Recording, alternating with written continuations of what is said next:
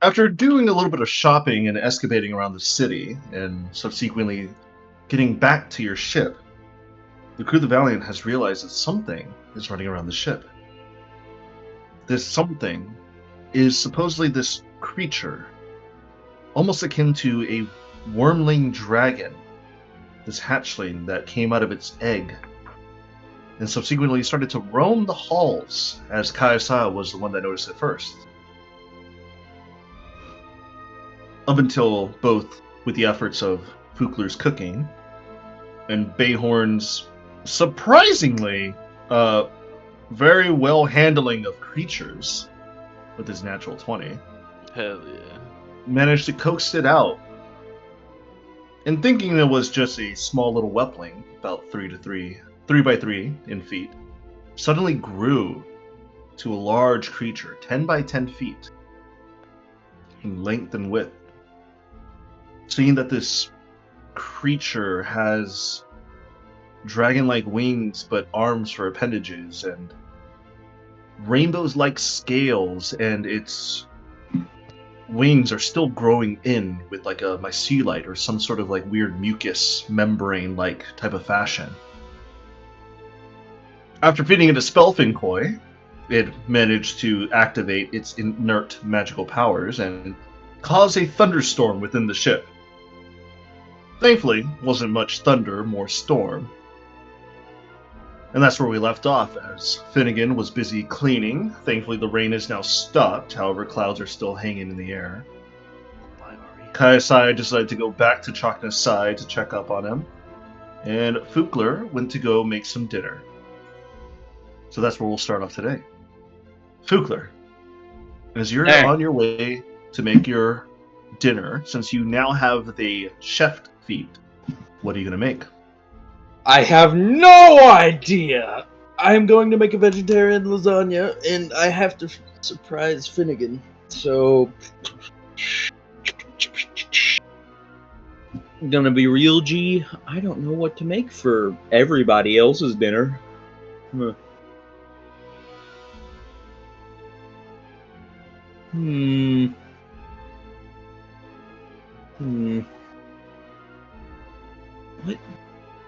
We have the replicator online, don't we? Mm-hmm. Yes, you do.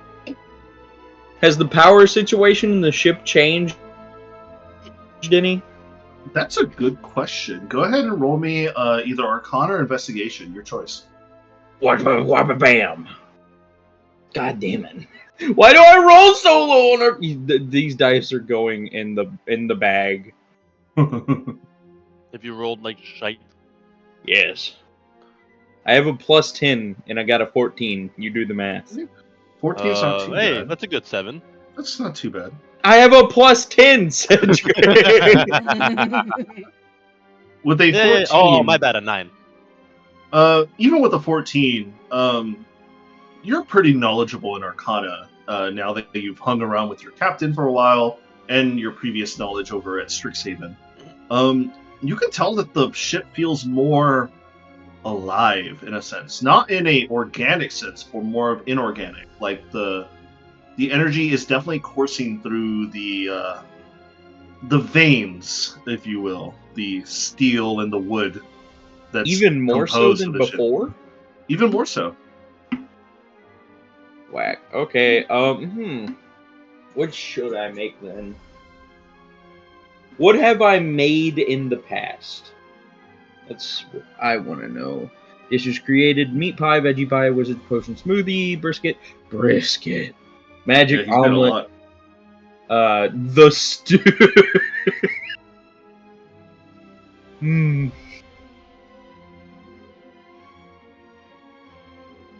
Alright, so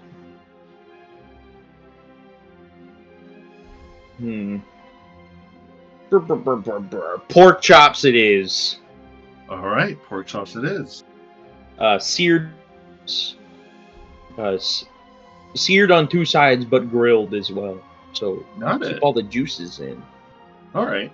So this whole entire thing, since you are making dinner, I count it as a short rest if you guys wish to utilize it and regain hit points and whatnot and use some of your abilities. If you'd like to, as part of your cooking, you can use your chef feat to make little treats if you like.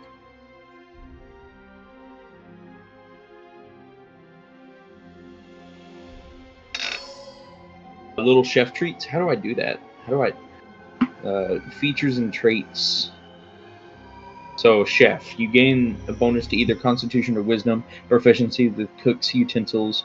Oh yeah, I have proficiency in cook utensils now. Mm-hmm. So, I need to add that to tools. Yeah, cook utensils. And can prepare food that allows creatures to gain additional hit points.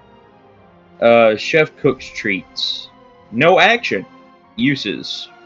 I can cook 4 of them. Actually, no. What's this uses for? Chef special food.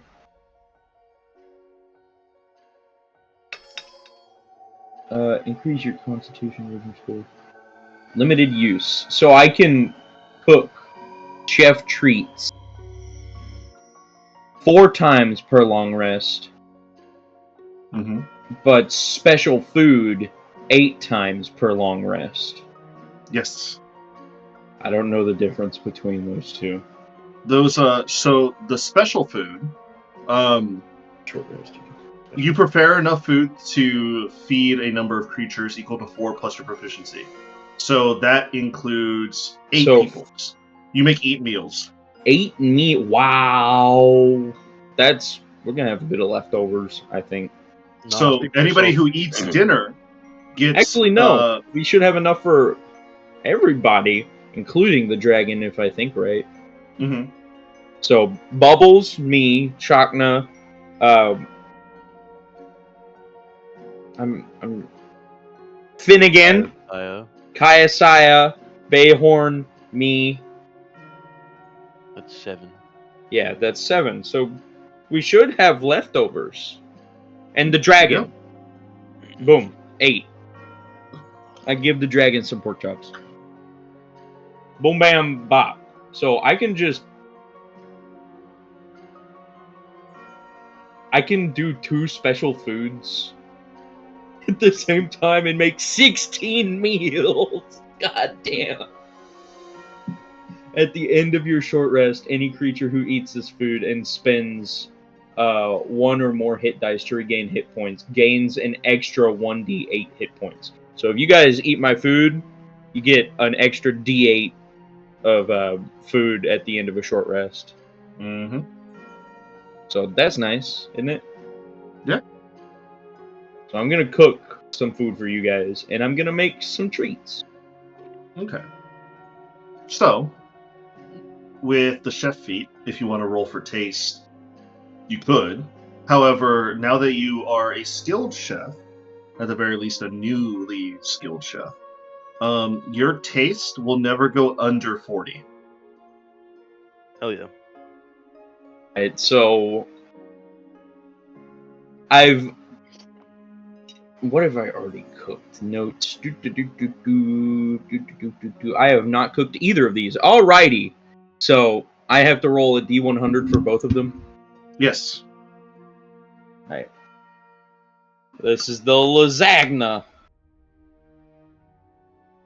So Like 300? So even though you are a skilled chef, sometimes newer meals don't come as easily as you'd think. However, it's not lasagna. I just didn't know how to make it taste good. It's not terrible.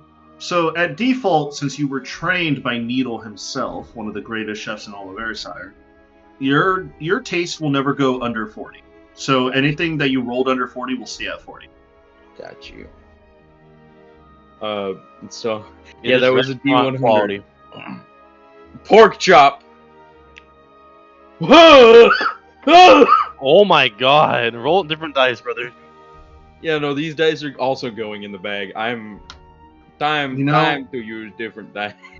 With the new meals that you're concocting up and the sudden shock that the egg has finally hatched into this 10 by 10 foot creature, Feeling a little weird. you're feeling a little weird, a little bit nervous. So it's fine though. And the food's gonna turn out okay. Yeah, it's just okay. It's not the worst, but Could be better Definitely next time. not the best. Yeah. So I would say, as you're finishing off the food, Bayhorn, is there anything you are doing right now? I am foraging. So sadly, due to the storm that happened, your forge is currently soaking wet. Haha, not hot. I have forge. prestidigitation. I will spend some time unsoaking my forge. It takes a little bit of time because prestidigitation doesn't work in a big area. But I would say after like 30 minutes of constantly casting, you start to get like hand cramps for like casting the magical weave symbols all the time. But eventually it starts to work. I go back So- to forging. Okay, I'll say you continue 4 plus forging. your- Is there anything specifically you're forging right now? I need to attempt to make armor. Okay. I'm gonna start the process of messing with Sable there.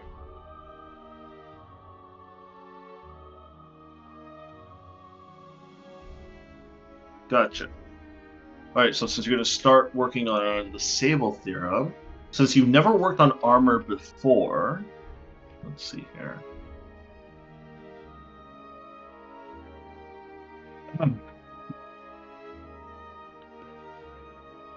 Oh, Go ahead and roll just me- his guidance as well. Like if it helps anything. It will, actually. Go ahead and roll me a d20. When I get my modifier, since I'm proficient do. in those now. You do.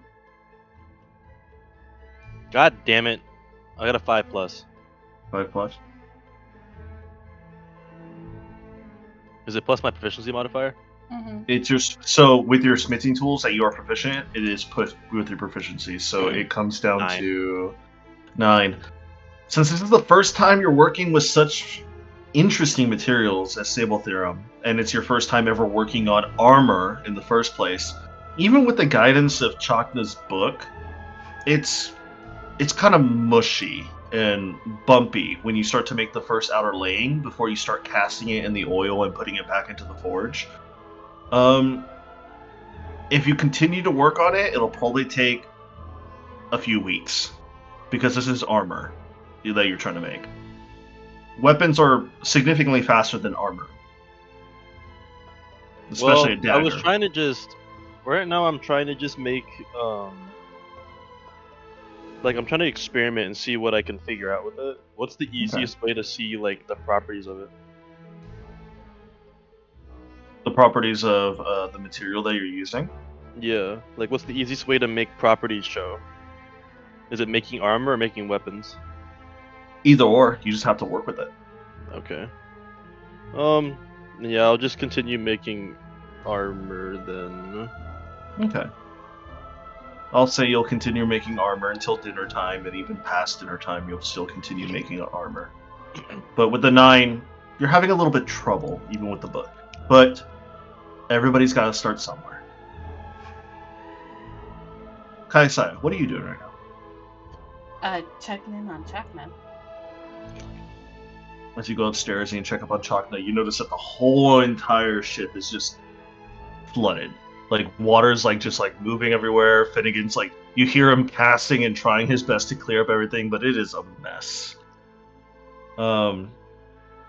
However, when you get to Chakna's area or back to the bedroom, you see Chakna's like currently out of bed and like using prestidigitation to like try to like get rid of most of the water as best as he can.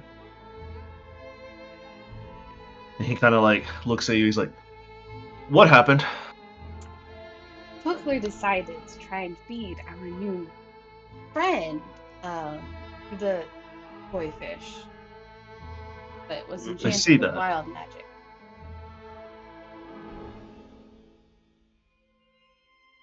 Well, next time we feed it normal food. I already had a talk with him about that. Good. I'm glad. But I'm still working on the bedroom. Has started using his own magic. He's way better at water magic than all of us. Yeah, he's working his way around. But I'll Good. help you out in here. And she'll Okay. use her own prestidigitation to Okay. start cleaning up. It takes a while, about like 30 minutes before the room itself is. It's damp, but it's not flooding anymore. So it's going to take some time for the water to clear up the more precipitations you use. But eventually it'll be clean. I will say at that time, Fukler, your food is ready if you'd like to call in everybody. Bet.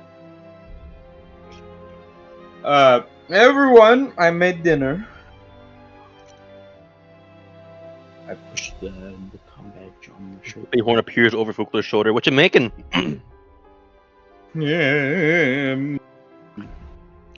Well, for you, Finnegan, me, and probably Bubbles, wherever he may be, and probably the dragon as well, we got pork chops. Hell Along with yeah. some mashed potatoes and some vegetables and all that great stuff. Kayasaya and Chakna, however, I have made a lasagna, vegetarian style. As always, Mm-hmm. they do not eat meat. Facts.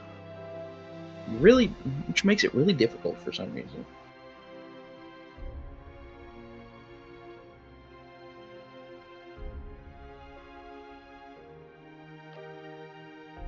Alright. I wish to demolish my food. I will say, since the night is coming to the close and dinner has been served, I will say that Finnegan has gotten through the majority of the ship, at the very least the living quarters, the engineering room, and the mess hall. He still has a little bit of work to do down below in the cargo, but thankfully there's nothing down there that could be destroyed by like a little bit few inches of water. But he will get to it eventually throughout the night. Is there anything else you guys wish to do for tonight before we call it a close for today and move on to the next day? Isn't the next day the party? Yes. I'm out It of is. I'm out of foraging rolls, right? Yeah, I you're rolled my currently roll out for of the night. You rolled your roll for the night. I'm going to practice hitting Bonesy again before I go to bed. I will do parry. Actually, I'll just fight myself. You're gonna fight yourself. I'll do as Captain advised. I'll fight myself. Okay. It's a boring fight because if you're fighting yourself, a hologram of yourself, you know all of your own tricks. So it's not the most intimidating of fights. But I will say that both of you do get practice in. Kaisai, is there anything you wish to do for the night before it is over?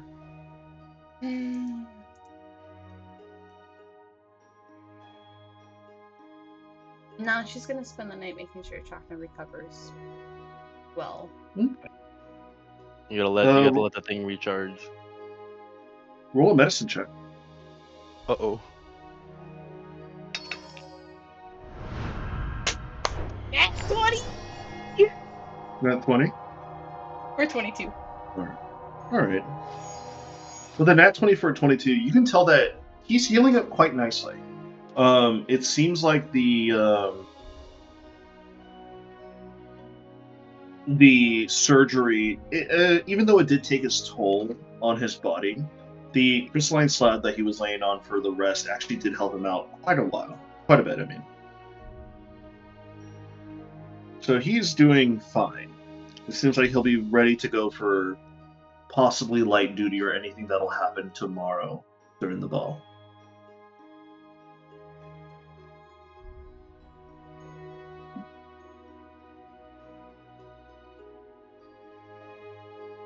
Okay. But yeah, that's it. That's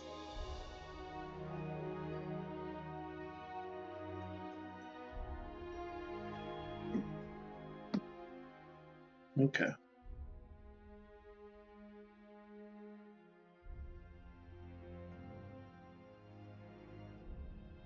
I will say as the night is coming to a close, as everybody falls to sleep,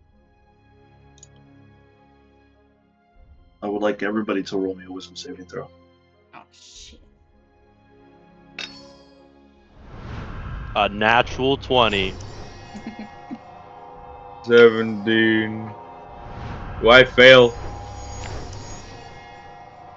Alright, natural 20, 17, 25.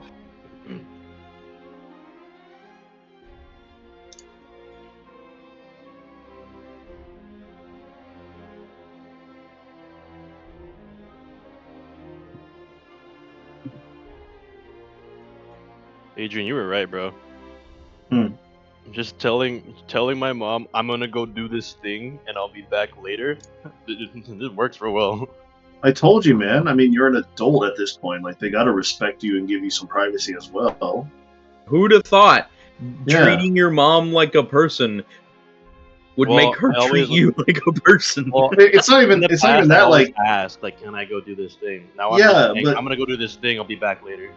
but yeah, like you gotta like once you grow up, you can't just still be like the timid child anymore because they're gonna treat you like a child. Dude, sometimes I just leave. Yeah, Like, yeah. It's like actually, when I used to live with my parents, I'd just be like, all right, I'll see you later. And they're like, all right, bye. Damn. Yeah, sometimes Learning. you just gotta be like, yeah, I'll catch you guys later. This is where I'm going. If you want to know, that's it. I'm learning. I mean, they know you. At least your mom knows that you have a girlfriend. You have a job. She knows that you're an adult. So, just. See. But anyways, back to it. Back to it. Sai, can you also roll for Chakna as well? I'll have to roll for Finnegan. Okay, Finnegan, roll pretty well. 13. 13.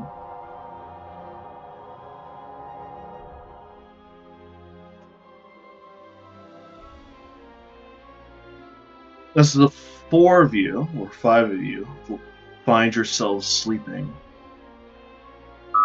you all suddenly wake up in the midst of your dream. With II, we can invest 9 Yeah. You see speckles of tax-free. Amazing. meteor trails fly past you as you're in this empty voidness of space. 1, 2, 3. Hundreds of these meteor trails rushing past you.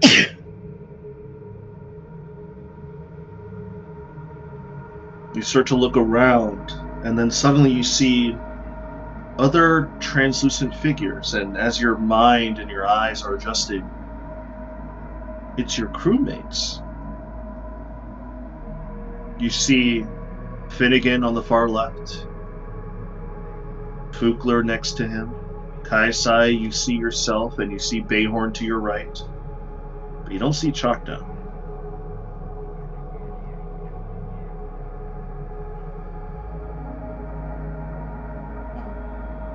What are we on? You're just floating.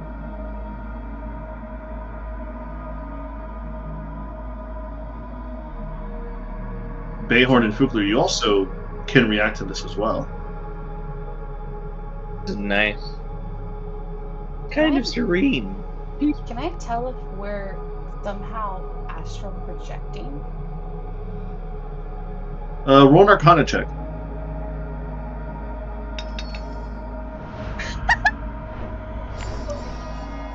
Another natural 20. Nice. For 30. What dice? For 33. With the 33, you can definitely tell that something is affecting your mindscape during your sleep that the four of you are currently astral projecting. The dragon? Probably, if I had to guess. Finnegan looks around, he's like, we're all in this together, right? Like, I'm not just dreaming this up right now? Fukler is currently cross-legged. Yes, I probably. We Also, are- by the way, when you astral project with the clothes that you were wearing when you're in bed, so I hope none of you sleep naked. I wore my boxers. Good, I'm shirtless with shorts on. good. Bayhorn's gonna scratch his stomach, be like, "I'm going back to bed." And he just kind of space lays back down. How do you go back to bed in a dream? That We're not in a dream, we're astral projecting Fookler. She says as she's like pulling her nightgown dress down a bit to cover her legs. Yeah, I know, but like, our bodies are sleeping, so how would he be sleeping? Would that be sleeping squared? What? What's the square? You are. Dang! Oh dang! Oh dang! Oh dang! Look, I'm sorry. I just went to bed a little bit mad for casting Create, Destroy, Water over and over and over. Magic's not free, you know. Yes, it literally is. Actually, not. no, it is not. What do you mean by that? You've been to Strixhaven. Didn't you learn about the weave and the cost it takes on your body? Oh yeah. Then you should be sleeping like a rock. Why are you I complaining? was, but why am I here? Dude, if I knew Horn that, just I wouldn't mumbles be. in his sleep. Go back to sleep. Your problems will be fixed. You go back to sleep. I want to figure out why we're here.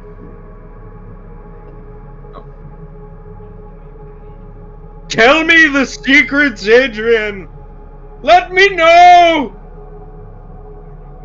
I need to know. We're just floating in space right now. Is that what we mean? You are. Can I move? I have will experience in myself. floating. I will myself to move to the left. I have experience in floating. Can I float? You're, Fookler, you since you said I will myself, you start moving slowly to the left. Awesome sauce, I figured. Actually, hold on. How smart are you? Okay, you know what? You move 20 feet to the left. Hi, How Science. fast? Knowing How that fast? she has understanding of the astral sea and all this fun stuff, she'll move herself to Fookler's other side. I'm gonna. How fast do I move those 20 feet, Adrian? How? In 6 seconds, like you were running. Okay. I got the 20 feet walking speed in space. We got that 30 feet walking speed on the ground. We got This way. good stuff. This way. Are we able to float places? I'm gonna call out to the void. Like, we have to will ourselves to move in this area. Mm-hmm. You gotta think Okay. real hard. It's all I just try within and- brain power. Can I just try and float? Or do I not move, Adrian? You already float. No, You already like, float. float as in move. He's gonna try and make himself move in a direction. Yeah. Yeah, you could make yourself move. I'm gonna call out to the void, Adrian. Oh god. Cthulhu Okay. ass looking ass. Hello! Is anybody out there? I don't think we would just all simultaneously astral project for no good reason. Oi, dragon, where are you? Hello? After like a minute of just kind of like standing around after saying hello, you hear a "Hey!" Oh, no Hey. way. We hear somebody. What's your name?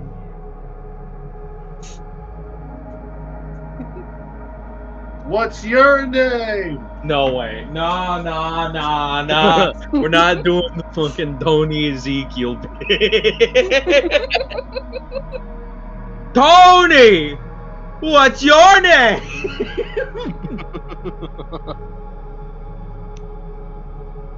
Oh my god.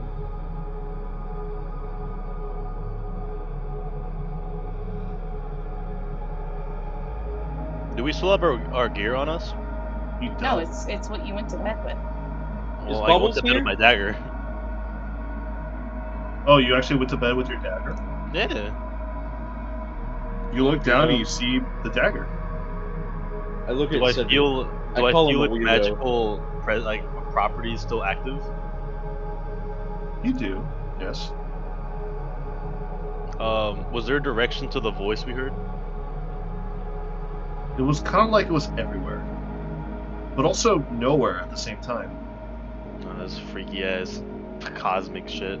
I heard it in my mind.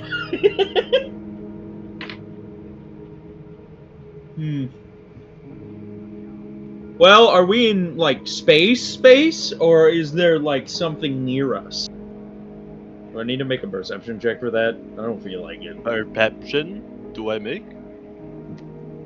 Is it just empty space? You can look, Yeah, Cedric. sure. If you want to look, make a perception check. Oh, And I'm while he still looks, tired. Kaiosai will close her eyes and try to do something. I look around. What do I see?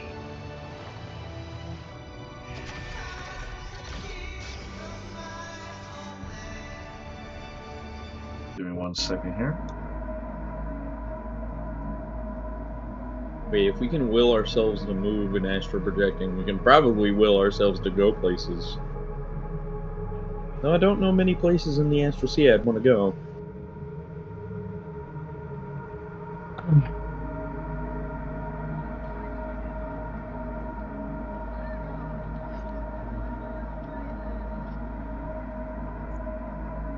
Sorry, give me a second, guys. I'm trying to load this up for you guys.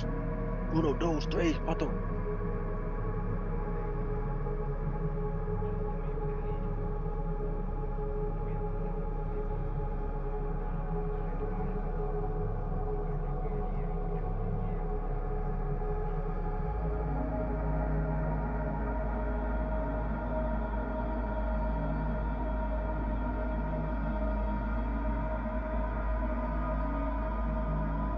Okay.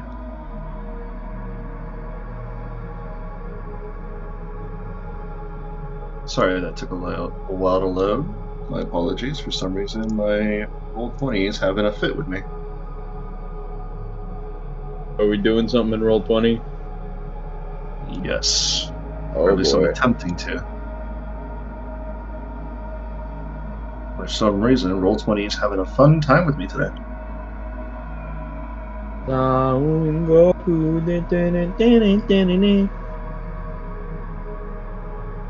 got a Evangelion on the mind. Good By the way, am anime. I the only one that... No. I don't like Evangelion. I'm gonna be honest, Adrian. You don't like it? No. It upset me. Is the Oh. best way to put it.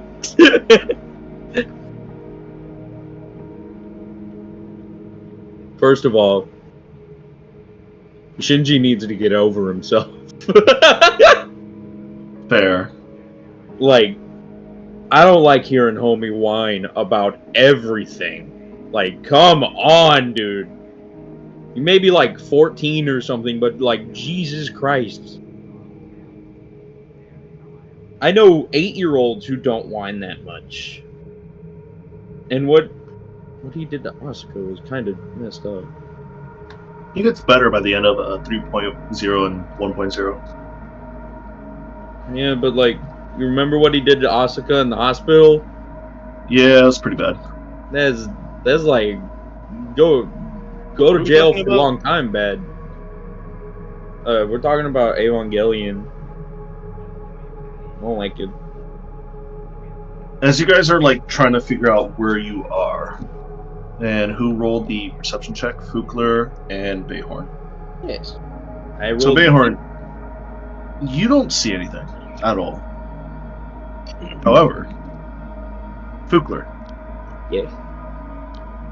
you start to see in this vast expanse of astral sea, you start to see what looks to be 1, 2, 3, 4, 5, 6, 7, 8 figures start to appear around you. Probably about, I would say, they would appear around you in a circle at about a 70 to 100 feet away from you, from your position. Are they closing in? They are not. They are not closing in. But So, as you point them out, you do. The rest of your party now knows, like, they see them as well. I am going to start drifting that Shoot 'em. way. Okay.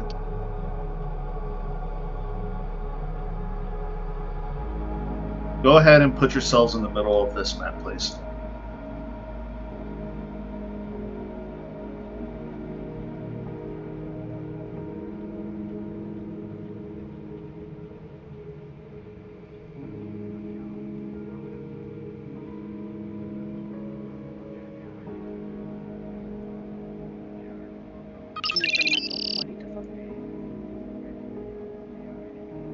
It's a big map. I am not there. I put you there. Where am I? I have lost myself. I don't. Oh, there I am.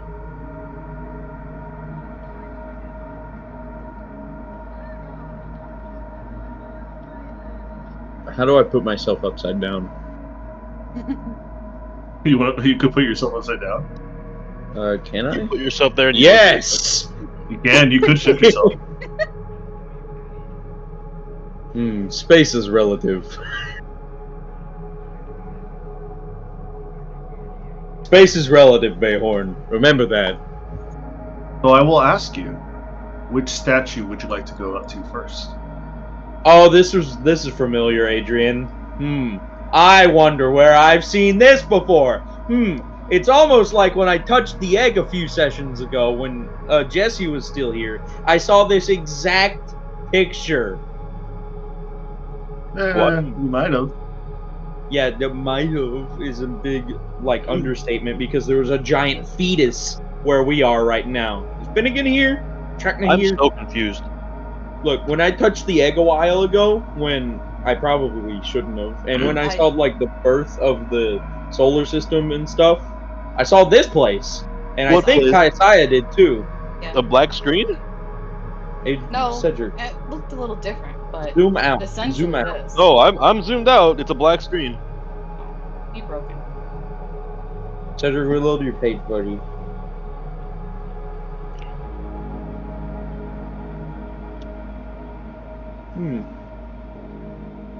Can I study what each statue looks like? Well, they seem to be several hundred feet away. Do we also see the giant stairs, Adrian? You do. A what? Cedric, reload your page. I did. I'm looking. The stairs to the north.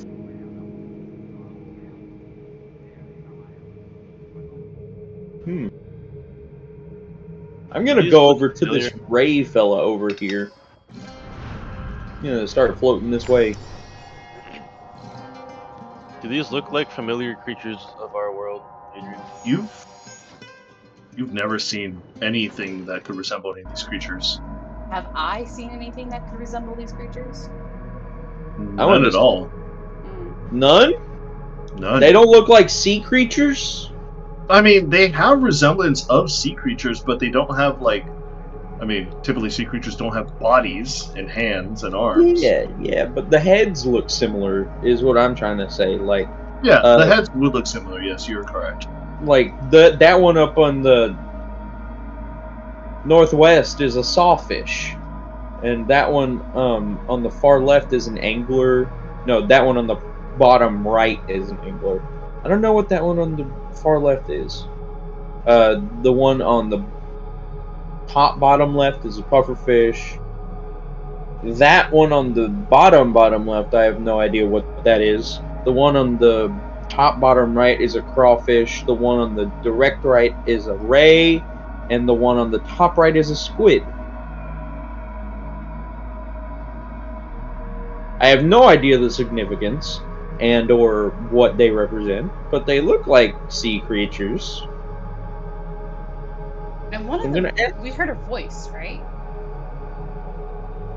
You did hear a voice. You the one who spoke to me, big old statue guy. The statue does not respond. Can I reach out and touch it? Would you like to? Yes. Okay. As you reach out and touch its foot, you see an ethereal echo that is constantly forming around it. You start to hear different sounds. Birds chirping, the wind. Then to the extreme, you start to hear muffled explosions and loud roars. Kind of like The sound of like a star erupting into a solar flare.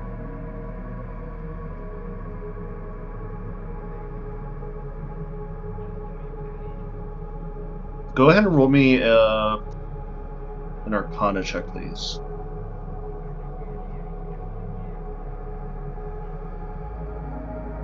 $24.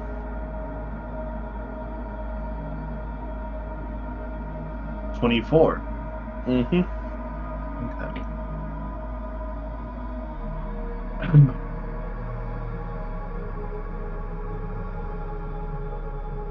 You start to hear some weird voice enter in your mind. Listen to the whispers carried by the winds. When the echoes of ancient battles resound in the valley of shadows, a lost heir shall emerge from obscurity, guided by voices of the past. They will reclaim the rightful throne and restore the forgotten glory of their lineage.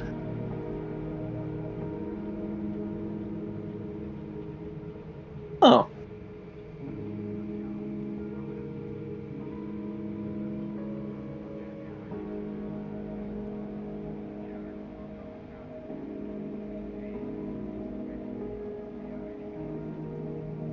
I'll move up to this statue.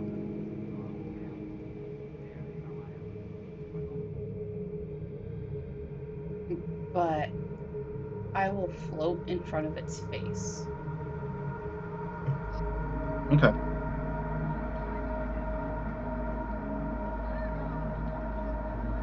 And Mm-hmm. I'll touch it gently Touch it. with like Okay. my finger.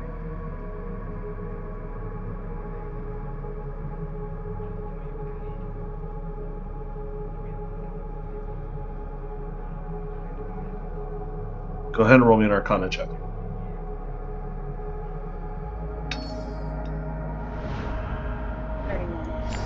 31. You start to hear these whispers in your mind. When the two moons align under the gaze of the hunter, a child born with the mark of a comet will rise to unite fractured lands.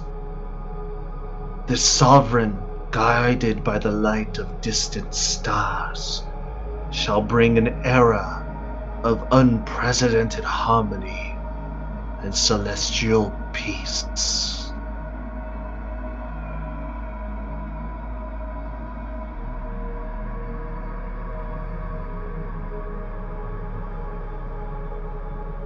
I will ask both out loud and telepathically to the statue, what planet do these moons orbit? You don't get a response. I'll just bolt over here and lightly touch that one. As you touch that one, you feel nothing. What about this No guy? no reactivity, no nothing. I'm gonna put my hand on this little dude's foot.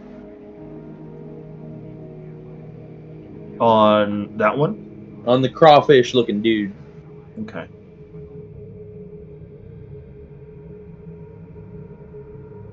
You don't feel anything different. You don't feel anything that's reacting to you like you did with the first statue that you touched. However, I will say, Kayasaya, when you get to your statue, you start to see, like, flickering flames that are mixed in with stardust within its own body. And Fukler, with yours,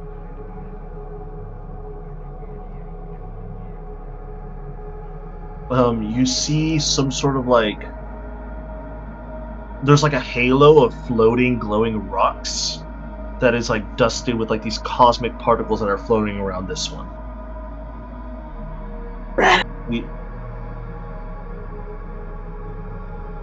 Finnegan's looking around. He's like, did you guys get anything out of them? They spoke. Touch one. Which one should I touch? One that we haven't touched. Okay, well, since you touched that one, and he points over to the one that you touched, Kaisai, and he points over to the one that Fukler touched. Fukler, did you get anything out of that one? Talking about a forgotten heir. It's not exactly clear about what it meant. Mine spoke something about someone born with the mark of a comet. Someone born with a mark of a comet. A forgotten heir of...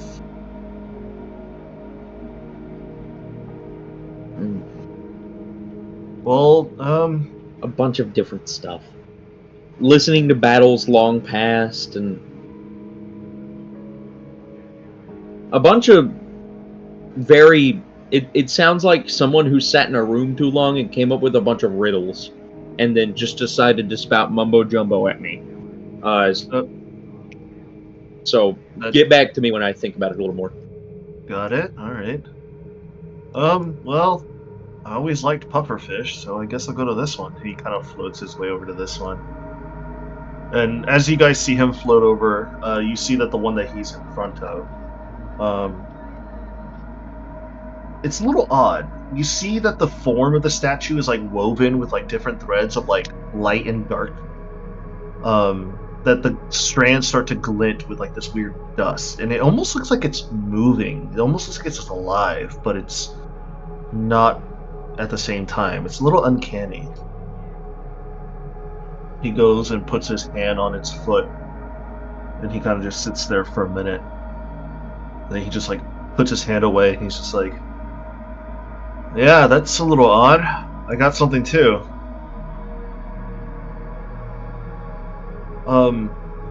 Something told me, or it told me, when the threads of destiny intertwine during the celestial convergence, a weaver of fate will step forward. They will unravel the tangled destinies of heroes and villains, setting a stage for a battle. Their guidance will ensure that the tapestry of life is woven with balance and harmony.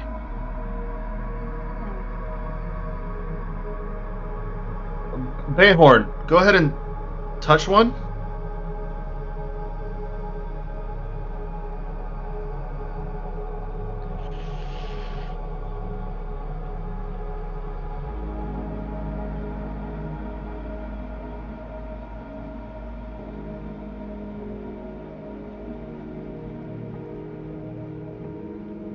We're going to touch that one, Bayhorn.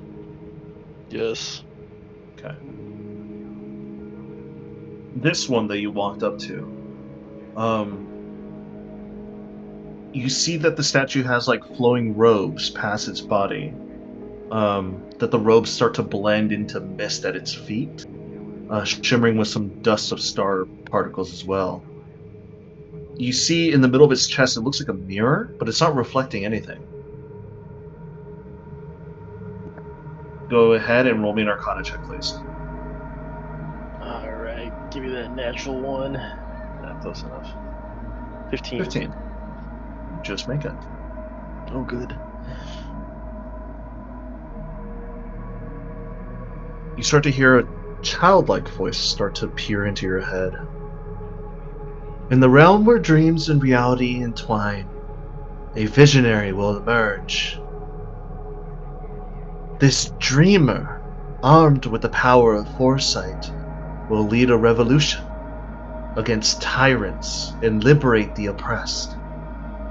Their visions will guide the creation of a new world, one founded on justice and imagination.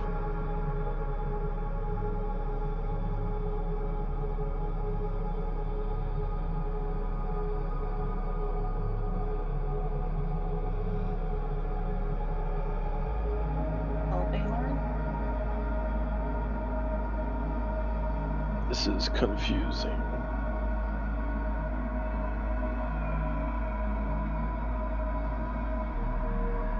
Is this the tenants of the dragon?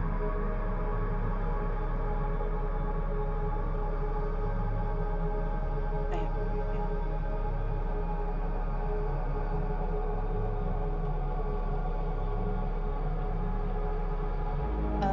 Finnegan, try touching another statue.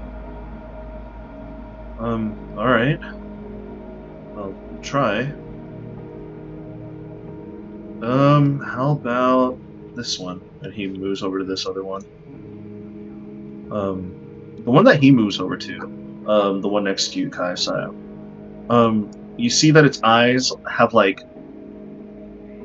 glowing brightly, like turbulent clouds and a sun shining behind them. And it has, it's wearing a cloak that it appears to be made of like swirling wind and stardust. And you see like etchings of like lightning or electricity riddled across its body. And you see Finnegan goes ahead and touches the foot. You see him just shake his head and he's like, I'm not getting anything. Looks like we all got one. Lightning. I want to go touch it. I'm gonna do the thing again. Divine sense. Give me some deets. I want to know some stuff about this place, a little bit at least.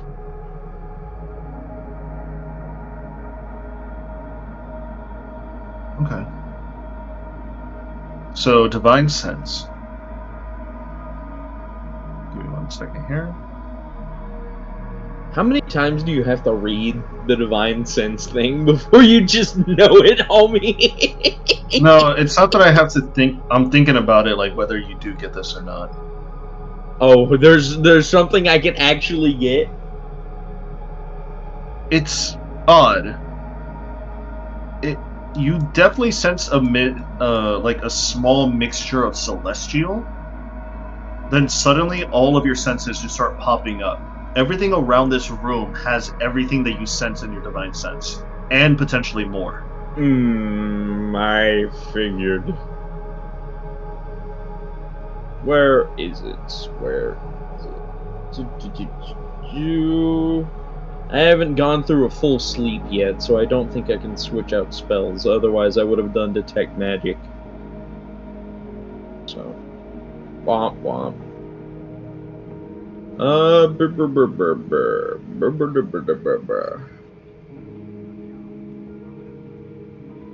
Weird.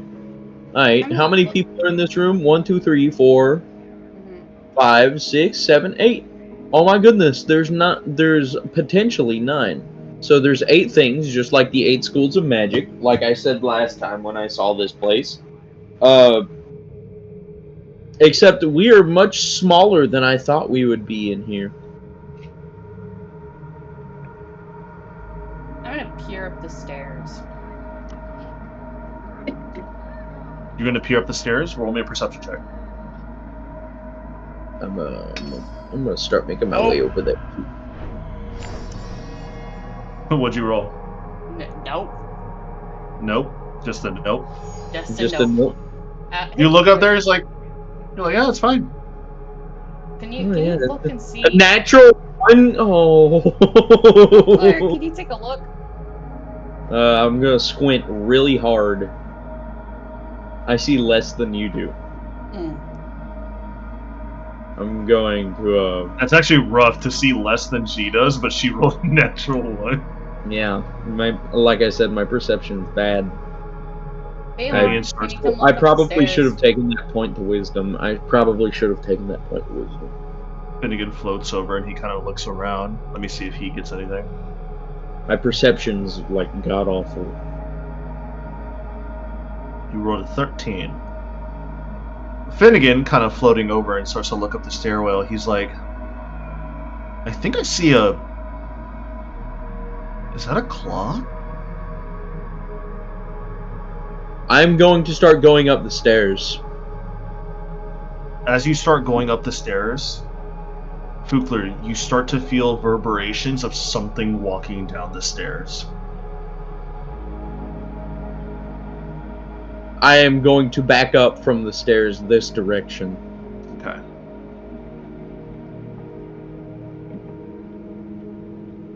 Finnegan starts to back up a little bit. Bayhorn, is there anything you were doing? I was supposed to touch the statue. Yeah, you touch it and nothing happens. Oh. It seems like Kaisai's theory is correct that everybody got one.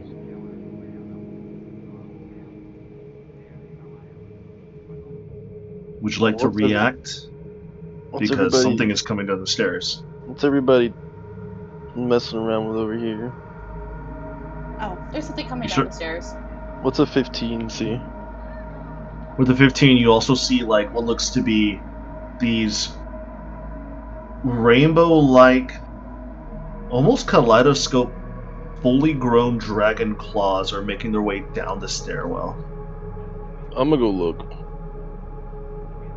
As you go look, you are now met with, it looks to be a full-on dragon's head that has more of like a whitish hue around its eyes, a orange-looking snout, orange to nearly purple to astral starlight translucent horns, and a neck and a body that is purely almost rainbow and kaleidoscope in nature. And this is what you see. You look similar to our new friend, don't you?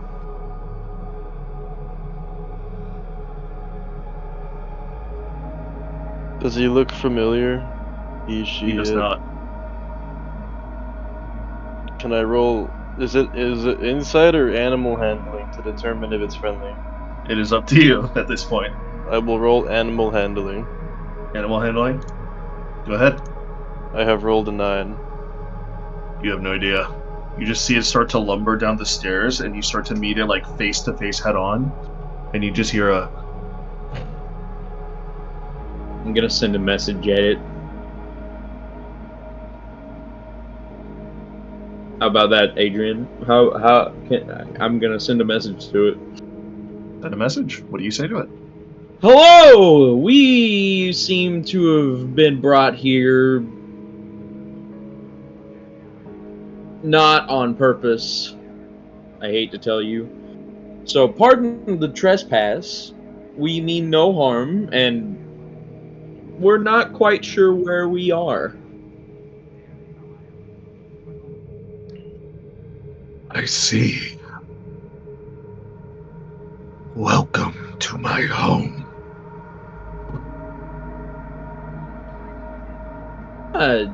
You live here, do you? Looks nice. Like the statues. All glowy and stuff.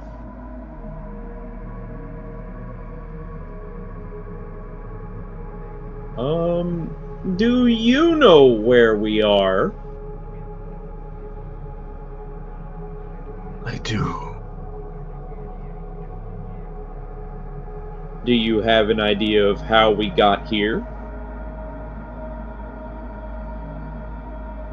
I believe I brought you here. Are you our dragon friend that's on our ship right now? He looks over at you, Bayhorn, and he just gives you like a head nod. Did you enjoy the food? Oh, you're the worm that I gave some special koi to. Apologies if it had an unintended effect. I meant to feed you something that would sate both your magic needs and food needs. It was delicious. Good to hear. Thank you, caretaker. Yay. Well, I'm gonna be kind of like for you for. Finnegan's just like reaches into his like his pants because he wears like shorts to bed. And he pulls out a wand. And he's just like, should we be scared? No. Put it away. It's our Cooler friend. shouts, no. No! It seems this is our worm friend. Though I think his spirit is mightier than his physical form. this. Okay. Yes, Are you I think this judging might. the magic dragon? I'm This not magic judging. I'm more dragon that was. concerned. Well, maybe a little bit. I think we might have a bit more trouble getting around with trying to hide him now. But Mr. Dragon, can you turn invisible whenever you're in the physical realm? invisible, more like hide his magic. Same thing. Because it would probably be like somebody who like started a campfire and then threw several hundred like pounds of coal on it, and then a strong wind came in and blew on it. So everybody's gonna see it. It's gonna be hard to miss. And it's gonna be really, really hard to hide. Bookler, Yes. I believe he has the ability to manipulate his physical form. His physical form, yes. His spirit? Can he hide his arcana, like the shining beacon that it seems to be right in front of us? Yes. Like He I did said, last time. I think this is his. If This we're is- astral projecting, he he's is as also- well. Yes. Like I said, his spirit is mightier than his current physical form. She'll look at the dragon and ask it, do you have a name you would like us to call you? Wait. Do you?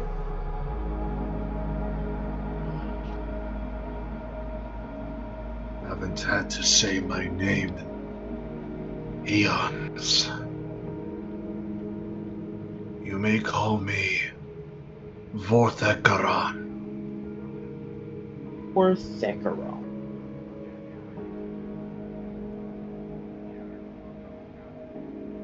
Does everybody else hear him, or like?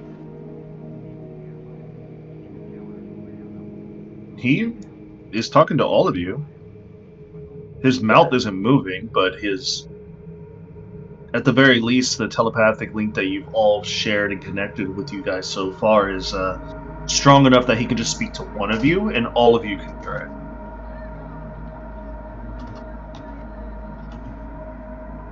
Why did you bring us here? It's not under my own volition. My new form takes getting used to.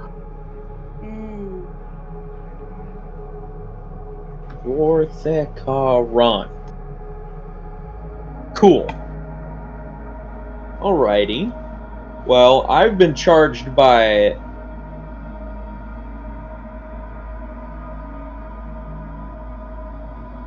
Hold on. I've been charged by the great goddess Yatult of watching you until a certain point. Not sure when that would be. You?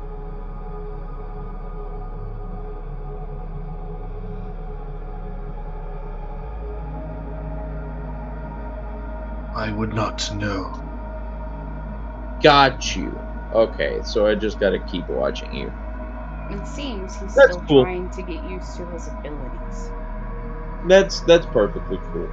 Because, correct me if I'm wrong, you accidentally pulled us with you when you entered the astral sea. Like I As said, nice protection. house. This is no meager house, caretaker. Nice domain. Domain expansion. The domain call- would probably fit it. As he starts to like just shift through your bodies, and he just moves past you and like enters the middle of the room. Oh, he seems to be very, very quick. I call this the Nexus. If it's a nexus, it implies it's the center of something, League no? of Legends? Have I heard of the Nexus in my travels? Roll me a history check.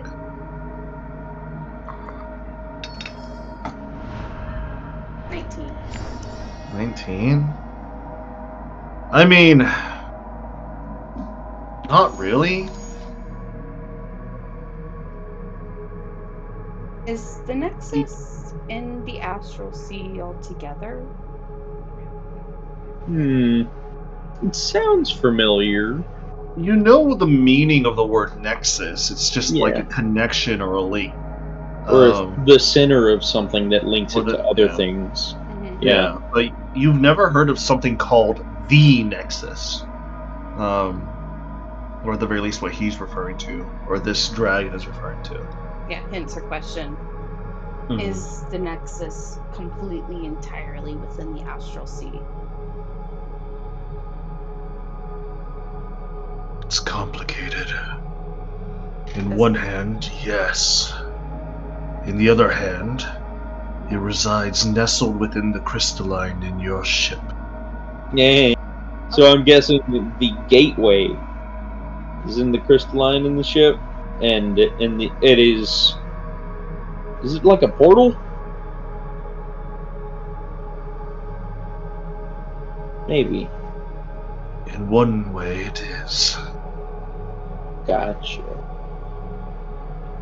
With this being in the Astral Sea, is it tidal locked in the Astral Sea or does it move? It moves, like all things.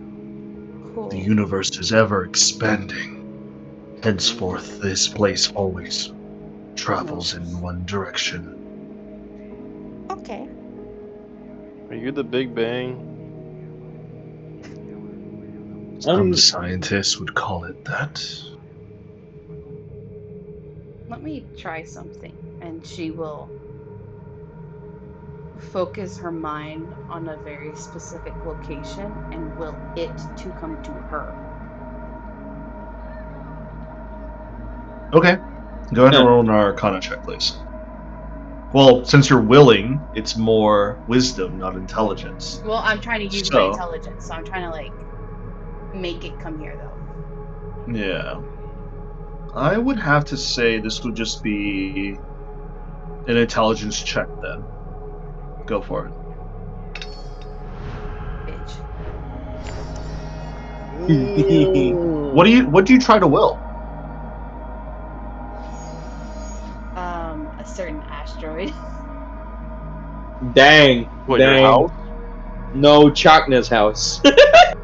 You start to like focus your mind on Chakna's home, the asteroid that he once lived on before the Githyanki took over and subsequently destroyed the land. You feel the area that you're in start to like shift slightly, like if you had like a very small earthquake and then it quickly passed, but nothing gets moved. You see the dragon kind of look at you with curiosity, like he sensed what you tried to did.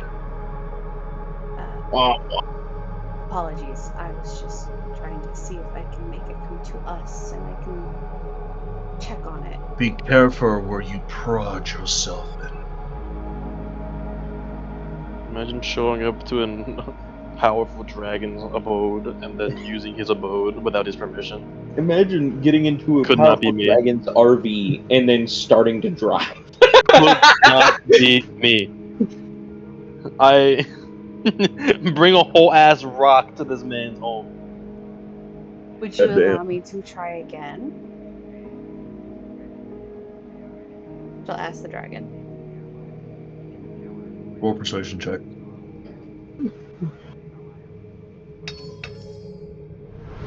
That was good. 12. 12. You don't get a yes or no, but you have like a sinking feeling that you should not try again. Homie's fucked up. staring at you. You fucked up.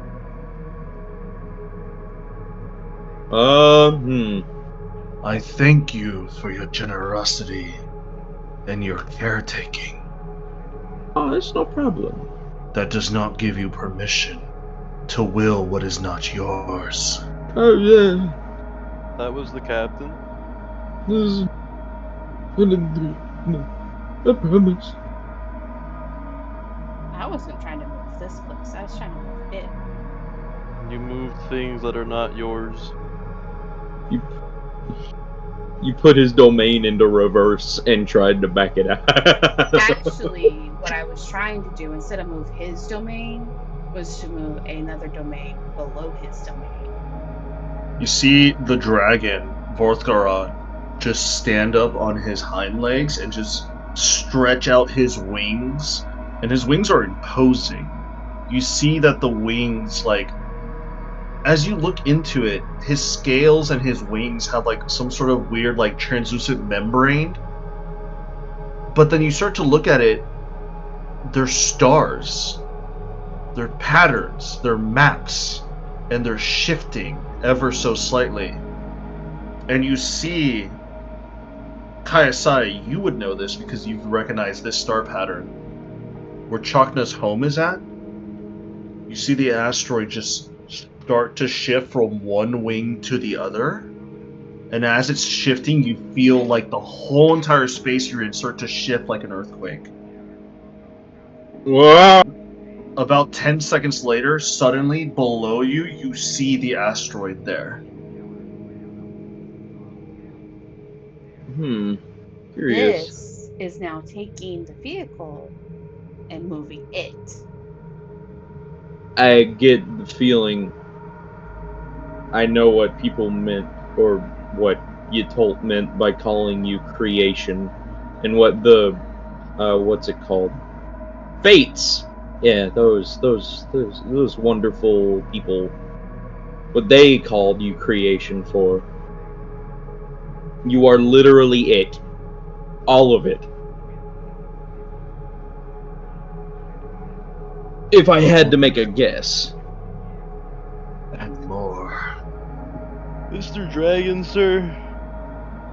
Do you know where I came from? Do you know all of these creation things? You came from stardust, iron, mineral, and material accumulating into one. Fukler laughing and pointing. You're asking for very minute detail within the absolute sea of everything. Mr. Hold on, I wrote this down.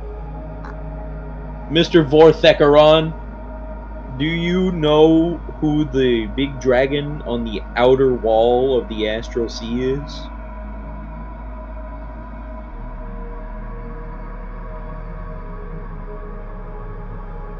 One could say it's a caretaker as well. But not one for life, but those who try to defy, take.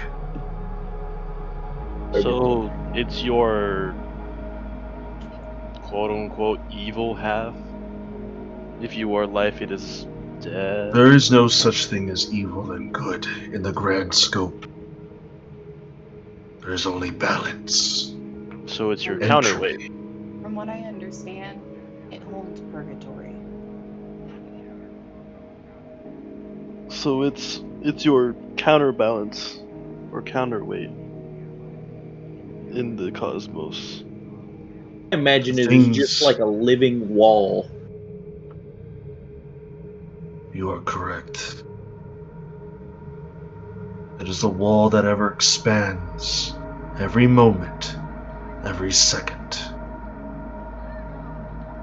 As stars and minerals fly out into the expanse, more room is needed, and so the wall gets ever bigger. Eventually, it'll all rebound to this place, and we'll start anew.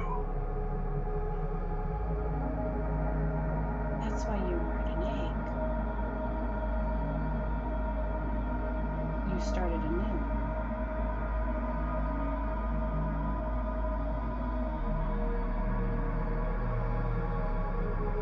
Do you also know who the big glowing eye out in the Astral Sea is? That's the dragon.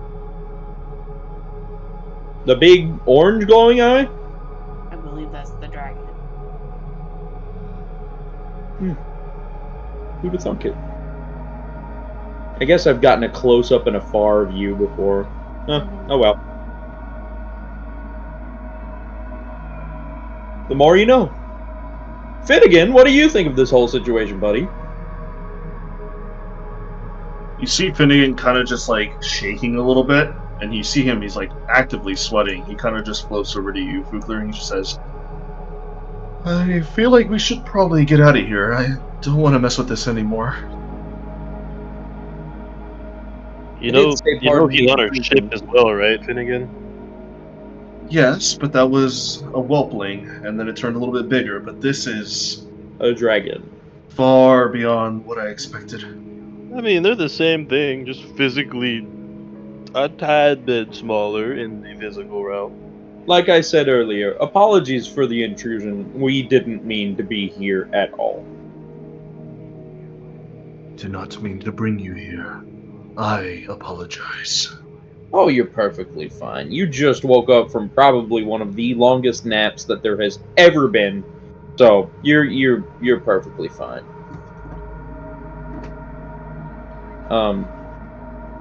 However,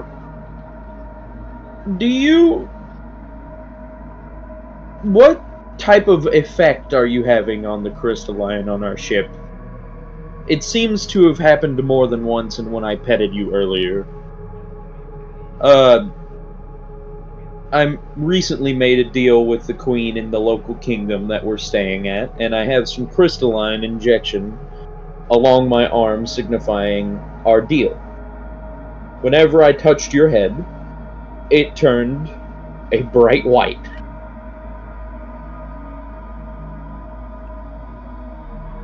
Any idea why that happened?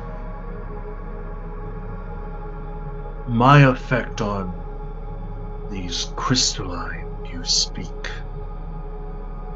You see him like flex his wing, and you see him like take one of his armor appendages and his claws, and he snaps off a scale, and he just throws it to you. I'm gonna try and catch it. You got a free scale? I got a free dragon scale? You catch it, and you realize it's not a dragon scale. This is pure crystalline. Like pure rainbow crystalline? Like pure rainbow Genesis crystalline. Wow. Okay. I'm gonna try to bring this back with me through it the. Won't come back. Oh man. Sorry to burst your bubble, but Sorry to burst your bubble, Fugler, but it ain't gonna come back with you. We're projecting. We're not physically here. A person can dream. Unless. Oh well. I'm not gonna be too upset about it. But basically, what you're saying is you're a, for lack of a better term, primordial crystalline, the first of the first. Say that, yes. Got you. I got It you. also could be the crystalline are just leftovers from the creation of the universe. What are you saying? The sentient crystals that we have on our ship are literally just sheddings of him? Yes. Giant sheddings of him that were left behind that then cracked and broke and became smaller and smaller until they separated into individual schools of magic. Mr. Be able to Portecaron, I have question. What is your question, little one? So I've got an ancient fire deity that would like to be left in the astral sea. Are you able to fulfill its request? It's Not trapped yet. in an amulet. It can't happen right now, Ahorn. I want to ask the Dragon Man. I want to ask the kind Dragon Man that's in the center of the room, please. Yeah. I think I can answer that question for him if he wants to let me. He like nods his head over to you for you to go ahead and speak your thoughts. right now we're astral projecting. We're not physically here. Neither us nor he are physically within the astral sea. He is physically on our ship with us. I think the best way to fulfill his request is to wait for the ship to hit the astral sea. We will be physically going to the astral But sea drop it anyway. into the eggshell. Then Or jettison. Or you can try and drop it in the eggshell, but I believe the eggshell pops him here.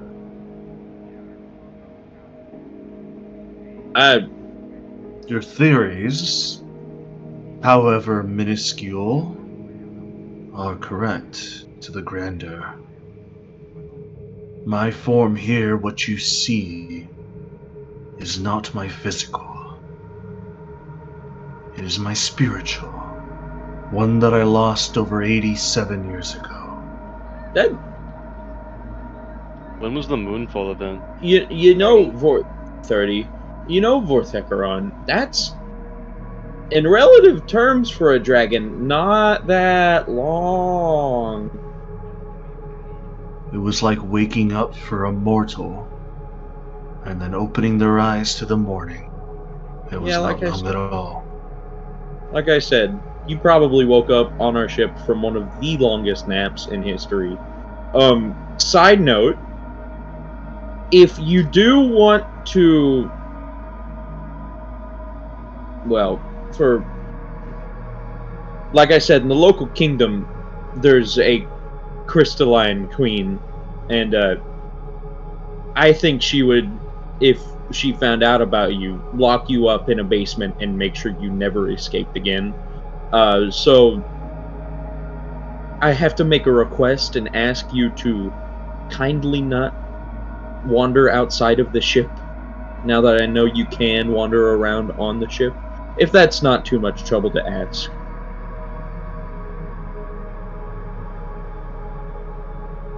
No worry. I will not leave. I am under your care for now. And for the one that you speak, I know of her. Oh? For that's what the Oracle speaks of, and he points his snout over to the one that you encountered, Fugler. Oh. Is she the one who was born under the aligned moons with the symbol of a comet? No. We all got different things then. The Oracle of Echoes. And he points his snout over, and you see him make a magical Genesis link with his head and its head. And all of you hear the prophecy once again. About listening to whispers carried by the winds of time, as you see flashes of Erisire, and you see the war that happened over 200 years ago on Erisire ground. The echoes of ancient battles resound in the Valley of Shadows, and you see this desolate, barren, no man's land in a cragged center of an explosion that leads into a cave that holds a small little crystalline with a spirit of Aqua inside of it, inside of an automatous machine. A lost heir shall emerge from obscurity as you see her crawl out and leave with a group of adventurers, guided by voices of the past, older folk, a man named Kaz that set her on her path to reclaim her rightful throne and restore the forgotten glory of their lineage. And you see the city of Bafford, the kingdom that she has returned to glory.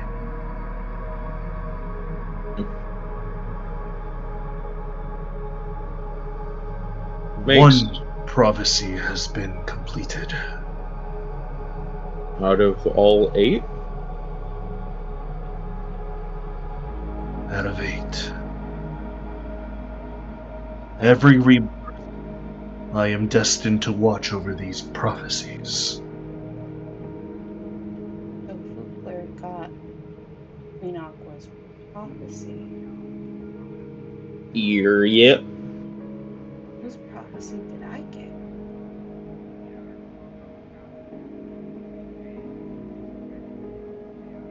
I cannot say. These prophecies must act in accordance and unravel naturally. What have you got? What have you got, Kyrian? I think we would see a city covered in fire. In the fire plane. Nah, he would have set his own city on fire somehow. Let me just make sure and keep track here, guys. Let me get my notepad out. God. So, Fukler, the one that you got was statue number 2. Yes. I got Queen Aqua. Mm-hmm. Hi, Sai, you went to statue number 8, right? This one. Which one was it? Oh, number 1. Okay, number 1. Bayhorn, you got number 4, I I believe. got this one. Yeah, number 4. And which one did Finnegan get? The pufferfish looking one. Oh The yeah. pufferfish, number 6. Yep.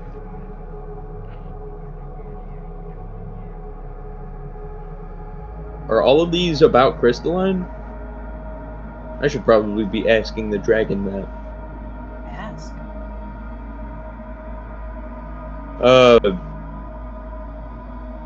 What's Echeron? Are all of these prophecies specifically about crystalline, or are they about any individual? They are not about crystalline. They are about certain individuals or certain groups that will or fail their prophecy. And it is my duty to watch over this celestial realm.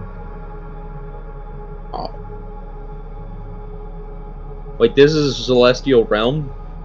Yeah, every realm is technically a realm. This is the astral realm. More?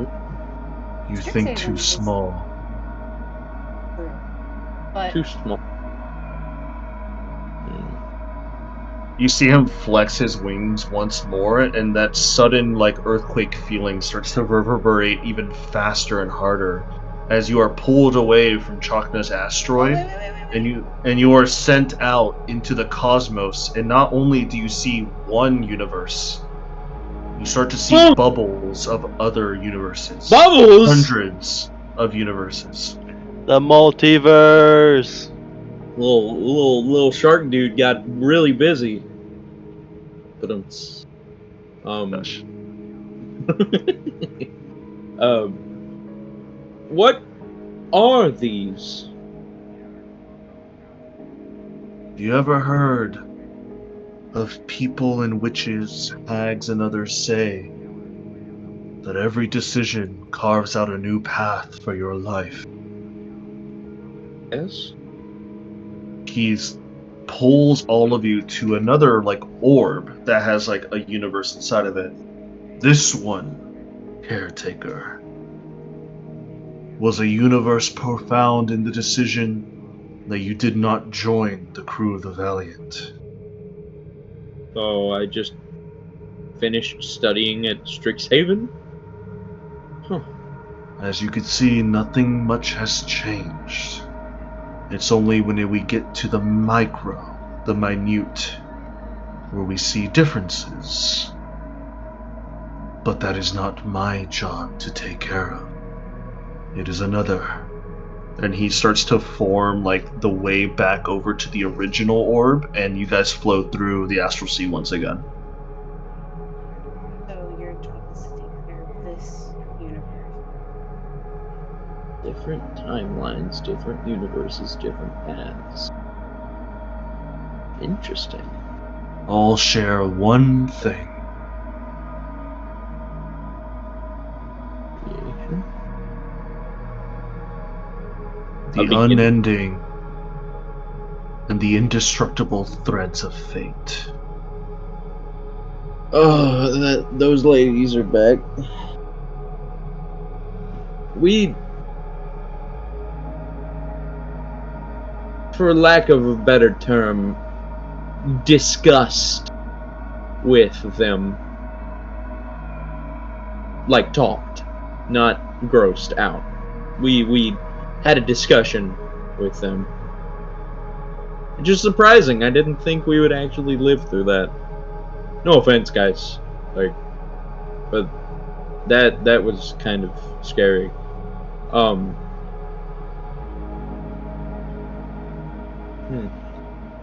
So what you're saying is the threads of fate are a constant across all of them? They are. Interesting. So in some of them, someone's thread worked out. In others, someone's thread broke. Of course. And in others... And sadly... Go on. In others, they took different paths to get to the completion of a thread. Yes.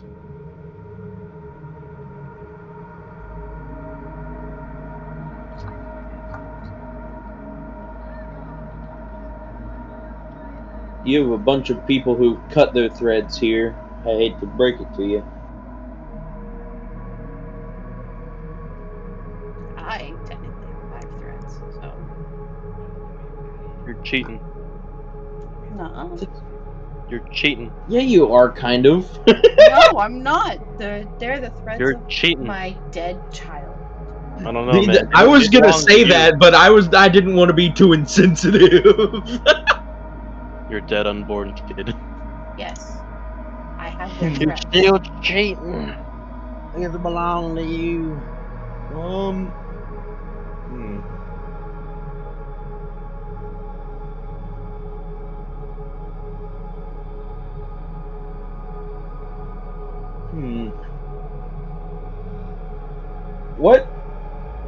Why does the physical manifestation of creation... How did you make its way into our ship? When I touched your head, I saw an egg on an asteroid orbiting a planet, not inside of the holodeck of this ship that we're currently in, quote unquote. Yes. How did you end up on my ship? I guess he might not know. Like he said, he woke up from a nap. Who knows? When I perish, I slumber for many years. In between those 2 points of time, I do not see, I do not hear, I do not feel, and I do not think. I only go rest, and I wake up once again. I found myself here, on your ship. And it seems, in my absence for those 80 or so years, one of the prophecies, as he points over to the Oracle of Echoes, has fulfilled itself on its own nicely. And now I must await the other 7 before the next step. Well, I have 2 questions now. One you just brought on. How long have you been waiting for a single prophecy to be fulfilled?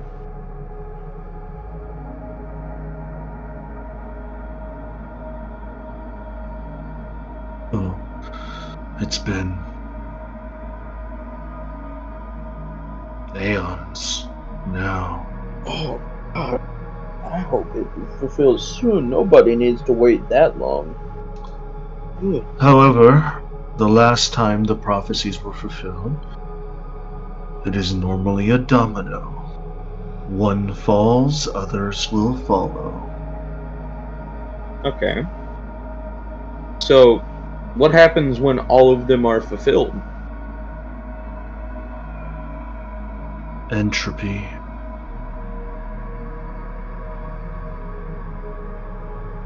Did you just make a roundabout way of saying Now, entropy. What That is the up to final you to decide. I hope it doesn't mean the universe ends. I It's the think witness. it means it restarts. That would be not optimal, gonna be real. However, I wouldn't be totally against it.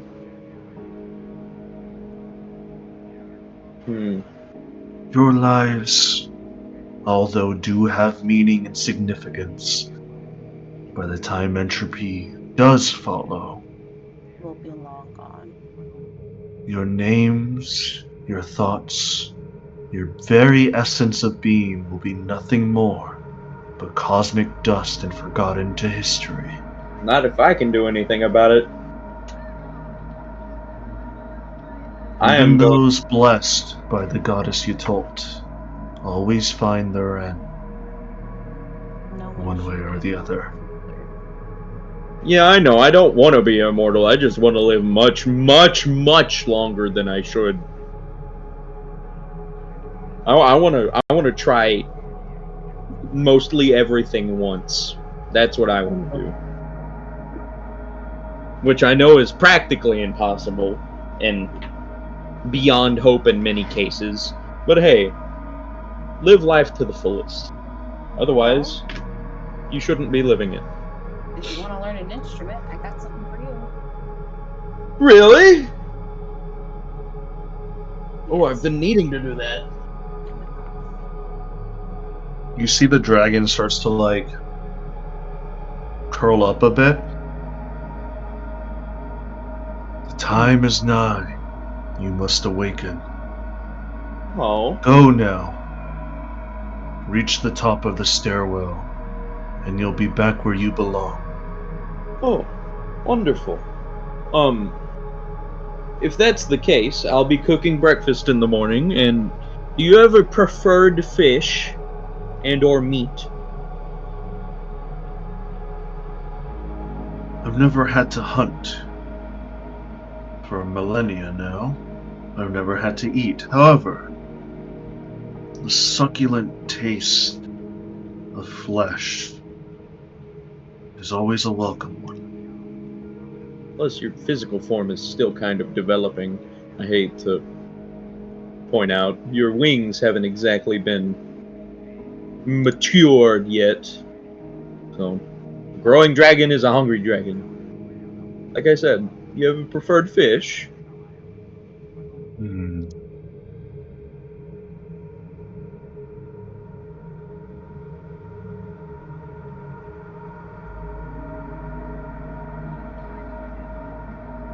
I do not have a preferred fish, however.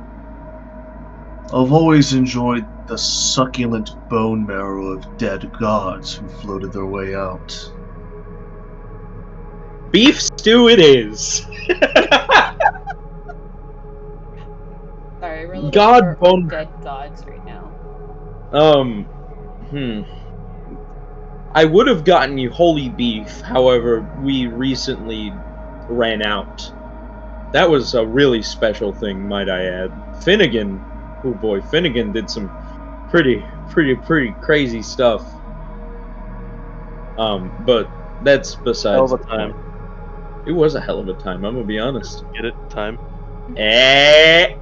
Um, oh my god. I'll try to find you more safe magical foods to help you develop. How does that sound? It was most inviting, caretaker. Wonderful. Well, everybody, we're going to be having a healthy helping of magic per food serving now.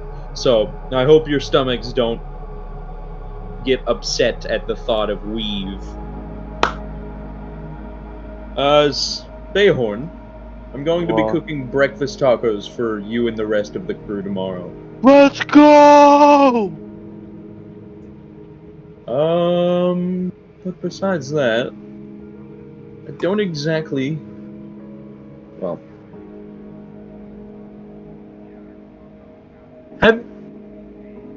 You know of Bubbles, right?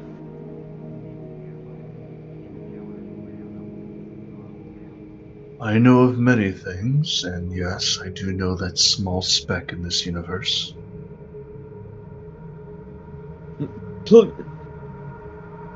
I know you two might butt heads at some point on the ship. Just try not to be too mean to him. I don't want to have to resummon him more often than I have to. But besides that, Who knows? He might be staying with the princess. I would feel very hurt if Bubbles, my loyal companion and compatriot, betrayed me like that. Betrays you and decides to stay with your date.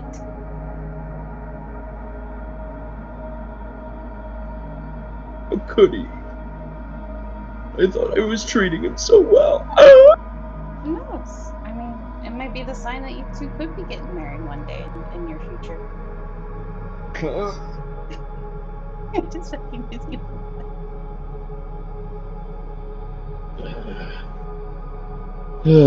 Still don't know how to feel about that, gonna be honest. And when you wake up, you have the day to get ready for not only your strength fight, but your date. You have a date. Ooh! Ooh! Ooh! Ooh! Ooh!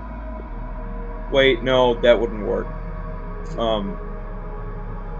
I was gonna ask if I could have this dragon's blessing on that competition, because I do have another mission from Yatol that I need to complete. Also, Vorthakaron, me and you have a lot of things to talk about. But I think I should probably leave you to it, because you seem like you need another nap.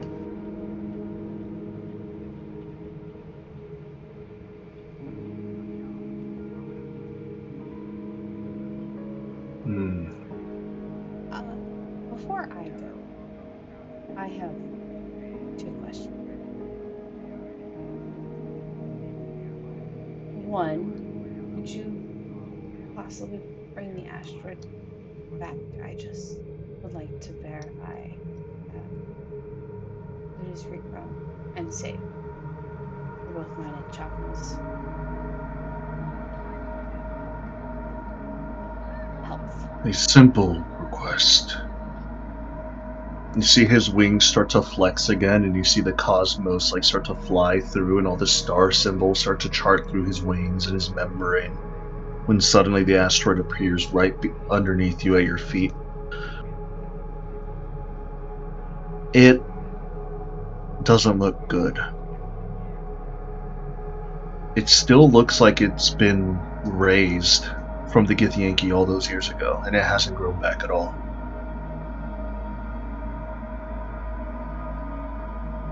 Is this from the past? Was this from the future? Is this in a specific point in time? This is the now. Oh.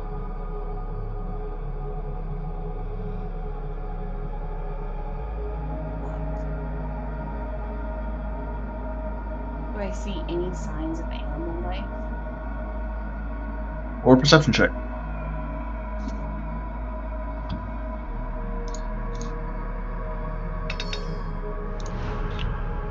$23.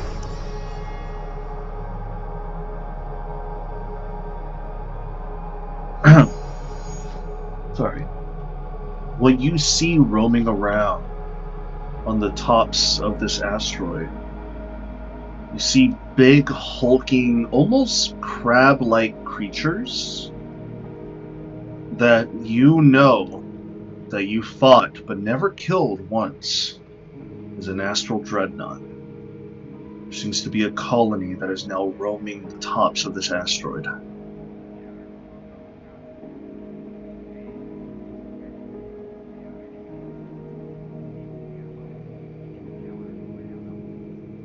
Could I try and get inside to where the village was?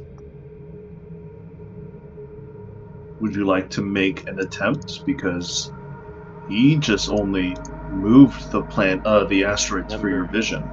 Do not drive his car. It is I will not a good ask him idea. if he could get us into the asteroid so I can see the village.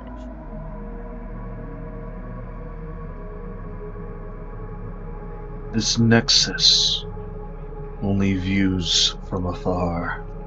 It is not meant to travel within. If you wish to see with your eyes, you must go to it in the physical, not the ethereal.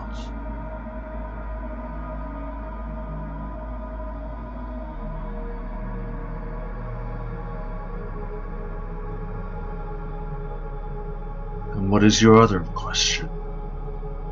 Did you help with Chakra's recovery? Being able to be outside of the ship?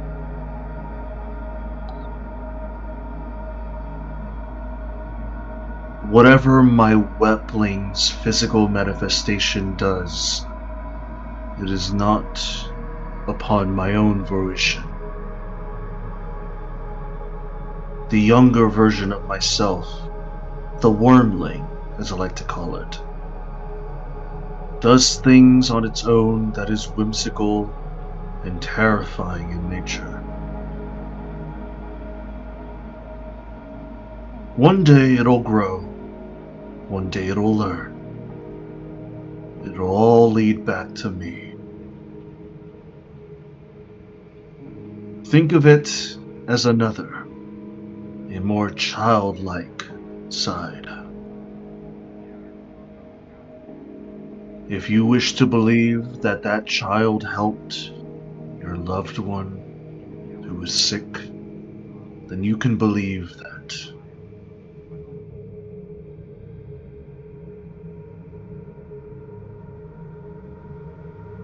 So what you're saying is you're two different entities.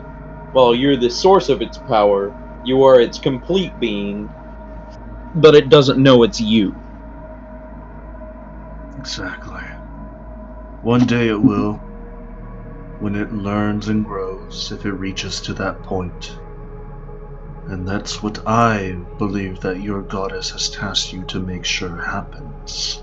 Oh, I'm gonna have to live for a long time, aren't I? Probably why she doesn't care that you have the hammer. Probably glad Q gave you the hammer, because by Q giving you the hammer, she's tasked you with one of the most typical tasks out of any of her followers.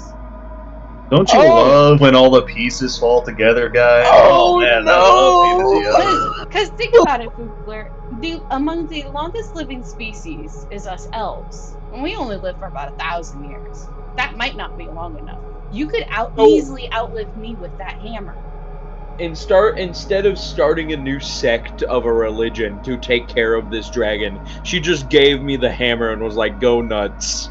She saw the opportunity of Q giving you the hammer and went, perfect. Oh no! I'm gonna live a really long time and be a babysitter the entirety of it. Yeah. Yeah, you are. You know, there are worse things to be.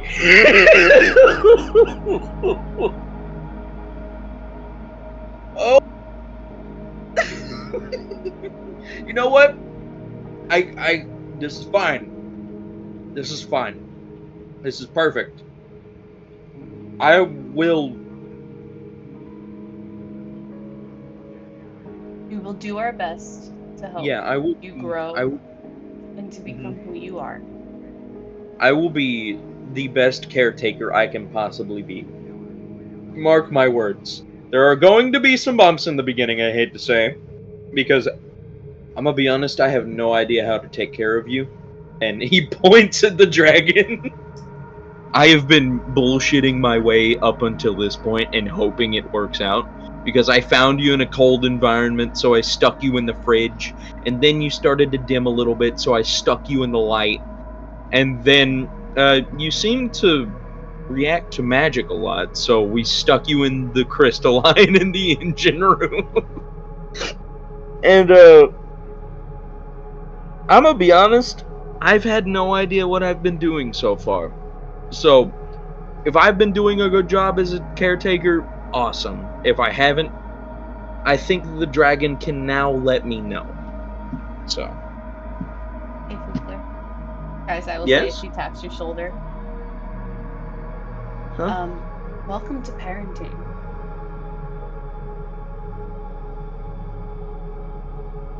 I'm not gonna say what I was gonna say.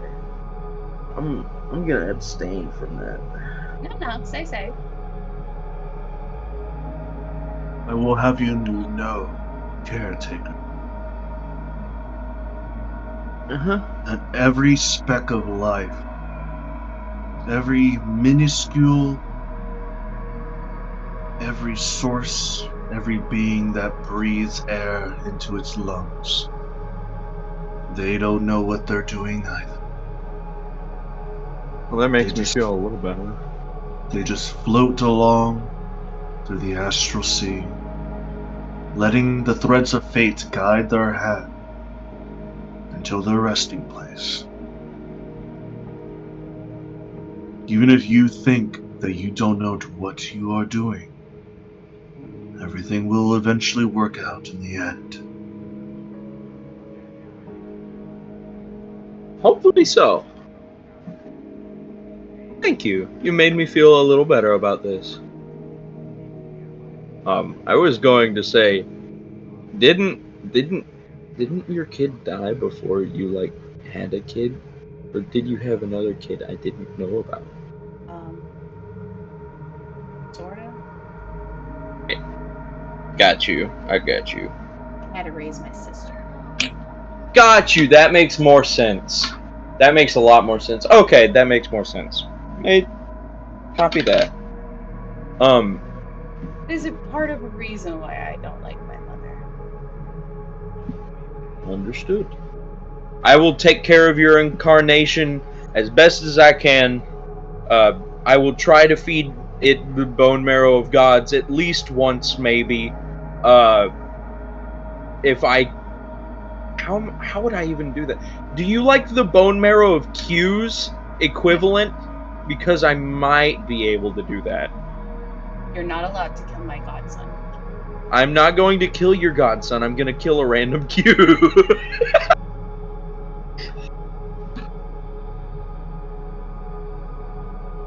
The dead gods that I fed on are gods whose followers have forgotten them completely. Okay. Have you ever eaten a Q? I'm actually genuinely curious now. You seem to be sort of all-powerful.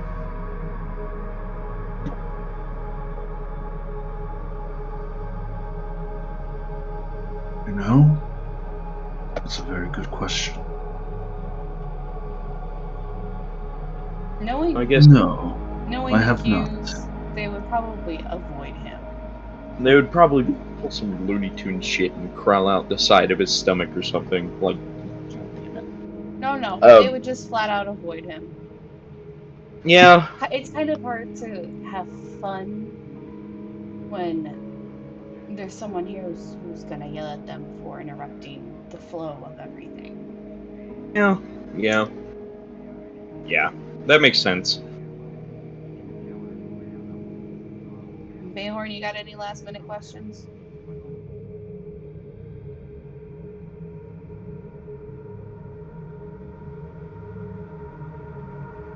No. Don't worry, we'll get your amulet where he wants to go.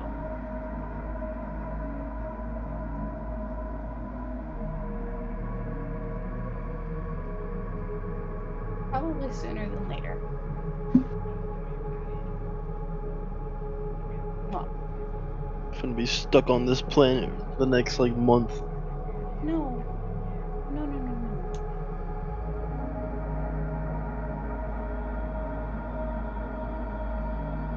Anyways, thank you for answering our questions.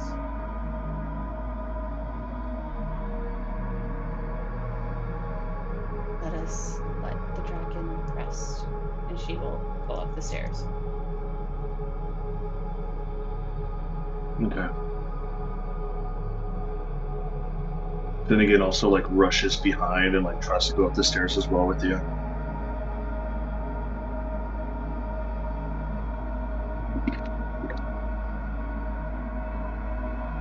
Bookler, Bayhorn, would you also like to leave? Could we ever visit you at some point? I don't see a reason why, but just in case something happens.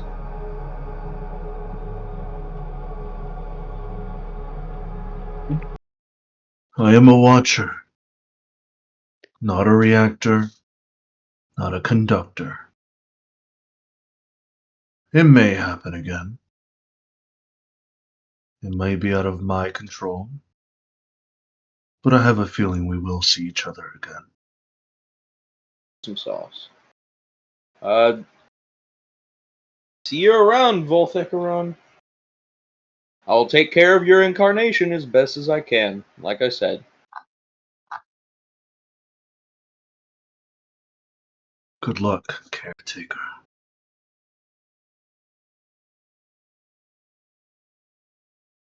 Bayhorn, would you like to leave?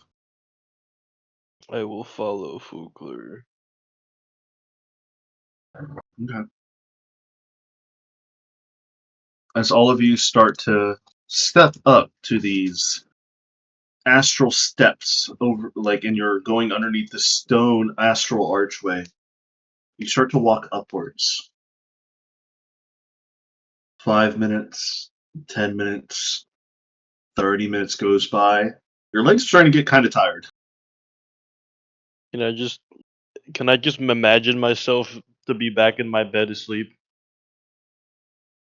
As soon as you think that thought, Bayhorn, all of you look over to your left as Bayhorn's walking up the stairs, and Bayhorn is just gone. Roll perception, bitches. You can't find me. I bet.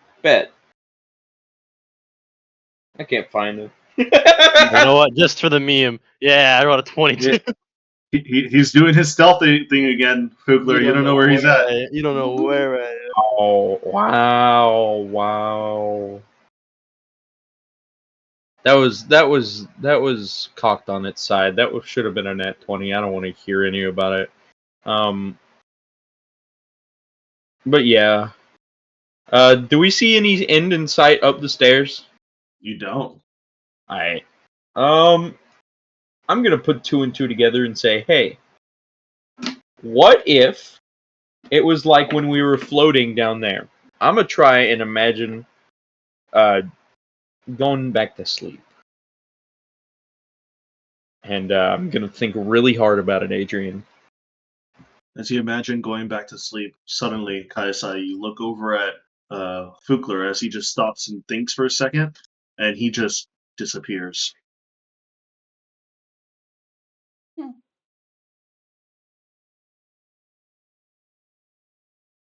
Finnegan kind of looks at you and he's like,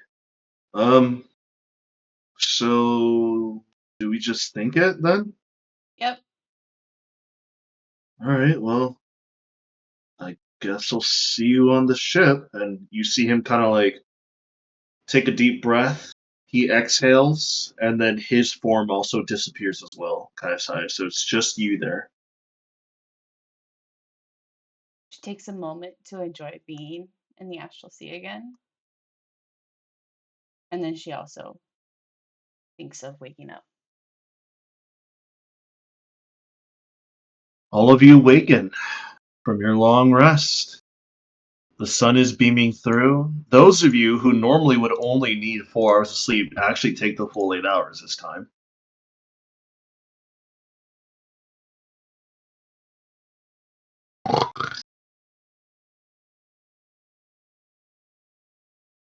Wow, I recover so much whenever I go to a long rest. Oh yeah. So all of you get a long rest. So go ahead and update your things. So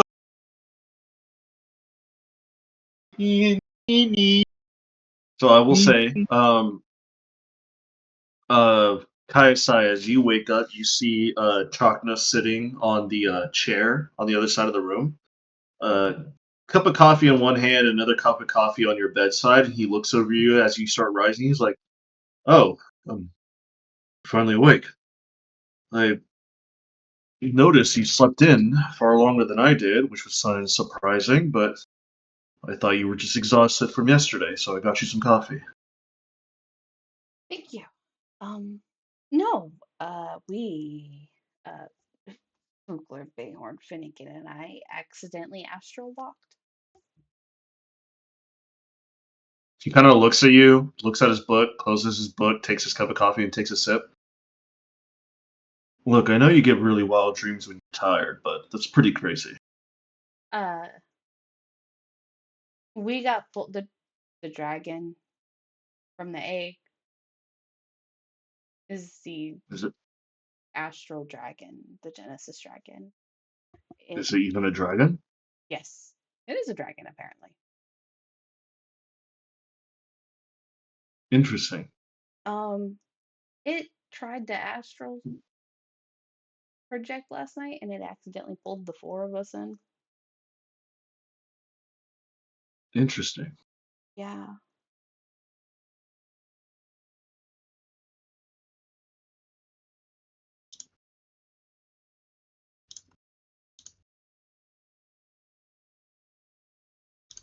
And she will spend whatever time she needs to spend to relay everything that happened.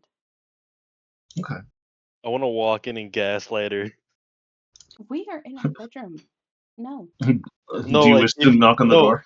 no, like if if they were in the mess hall, I didn't know they were in the bedroom.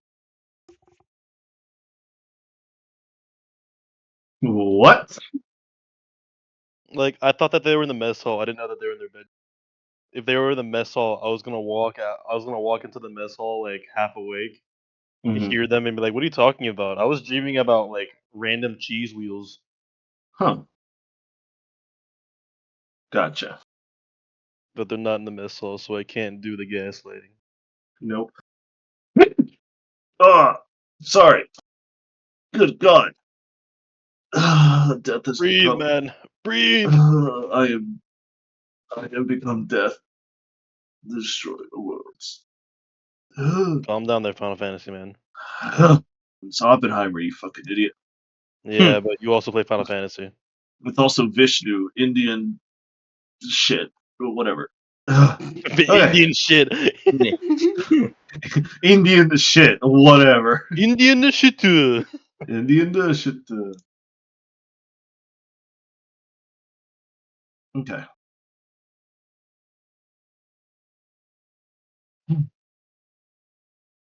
I will say, as you're currently conversing and letting Chakna know of your exploits last night, Kayasaya, Hmm.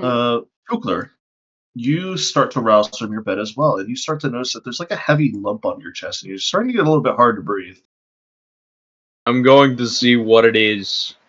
As you look up and see what it is, you see the backside of your familiar Bubbles. Bubbles, you've returned! He kind of like, and he like outstretches. He does like a big stretch, and he gets off your chest. You notice he's wearing a bow tie. He's wearing the what? A bow tie. You're wearing Bubbles. Where'd you get that bow tie?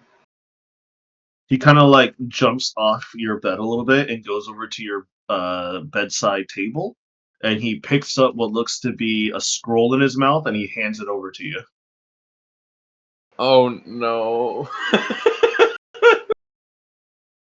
Oh, okay, let's.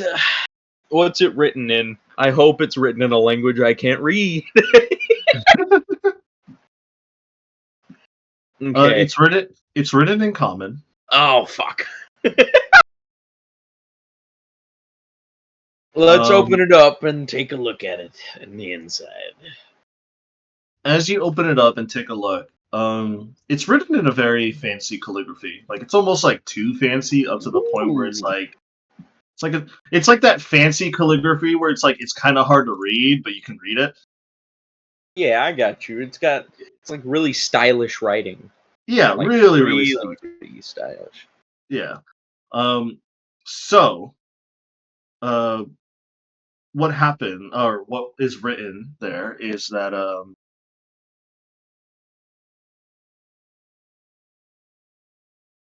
it's from Queen Aqua. Fugler, champion and paladin of the goddess Ytult of Death. Please, come sunlight at noon. Come to the castle with this note in hand. You will be let through by the guards. Test your mettle, and we shall reward. Signed by Queen Aqua. At noon? The party's at noon? It is not. You didn't think that the party was at noon. It's typically a night ball, so you'd assume it's a little bit later. Oh no. Did it say come alone or come with people? They didn't specify. You want me to come with you, buddy? You Kind scared? of. You scared, buddy?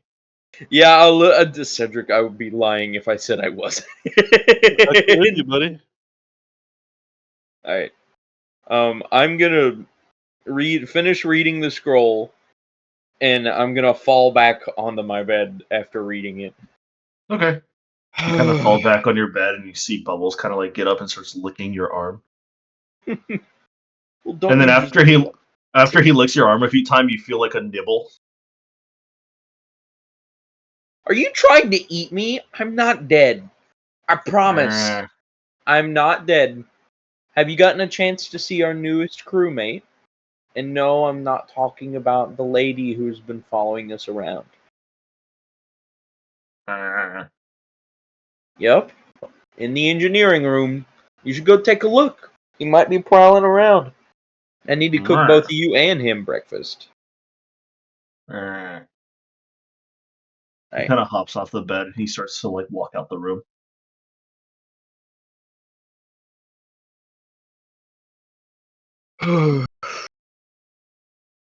Should I just put my fancy clothes on now?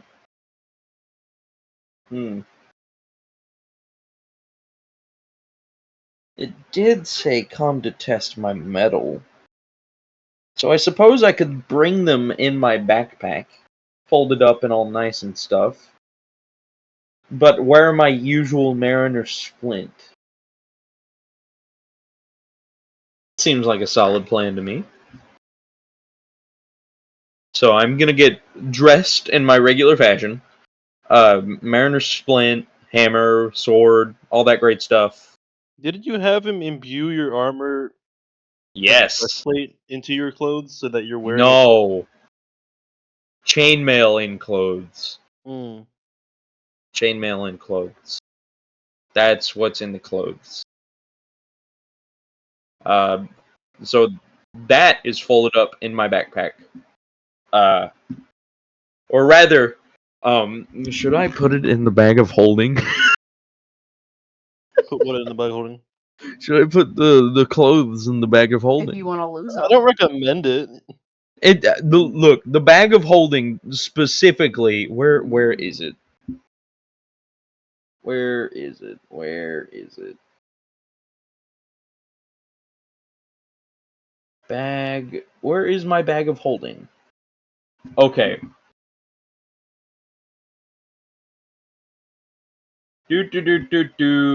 I need to get a custom bag of holding thing from Adrian.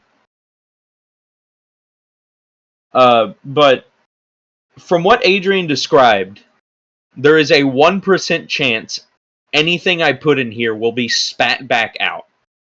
Yes. But it spits everything back out. So whenever I put something in there, it doesn't have a chance of getting lost. It has a chance of emptying all the contents. That does not count like a beholder. That does not count all the random bullshit in the bag. I can reach in and pull random bullshit out, or I can reach in and pull my stuff out, but that has a 1% chance. Huh? Pull something out right now. I'm thinking about not it. On the ship, not on the ship, Do not it. on the ship. Do it. I'm gonna do it on the way to the castle. Oh, you're so boring. I'm boring! I've already done it 4 times. Look, no matter what you're doing, you're not getting that grappling hook off my dead corpse. I'm gonna be honest with you. You're not getting the grappling hook from me. I have a lightning knife. It's fine. And me. Don't you have a limited range with the lightning knife? Like 60 feet. Dude, the grappling hook, if I remember right, where is it? Grappling hook. I also think I can tie my knife to an arrow and shoot it at something. I don't know if that's how that works, I'm but throwing it with a tool. It's fine.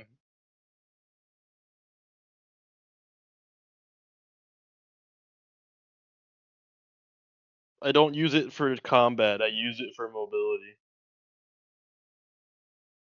If I used it for combat, that would be absolutely ridiculous. Adrian, I'm gonna need you to make a homebrew grappling gun because it doesn't exist in Roll20. Yeah, I'm gonna have to make a homebrew one. Or D&D Beyond, but I'll do it. basically, I'll do it after the session. Yeah, yeah, it'll be ready for next session. yeah. Basically, I do think it has a longer reach, if I had to guess, because like you can just shoot it and then climb up a really tall wall, or like shoot it across a really long pathway and then climb over that. Like, it's a very useful tool. It's just I don't need to use it. I'm not the person to use it. But besides that, I'm gonna get all my stuff together, get ready, and then go into the kitchen to cook breakfast. For Kaya, Saya, and Chakna, I'm gonna cook a refreshing, crisp morning salad. Morning salad, got it. For Bayhorn, Finnegan, and the rest of everybody else, well, actually, no, Bubbles and... Should we name the little guy something different? I'll talk to them about that while I'm cooking Bubbles and the little dragon guy up some food. All right. I will say, as you're cooking, if you want, you can go ahead and roll for taste on the D100. Please, God, taste better.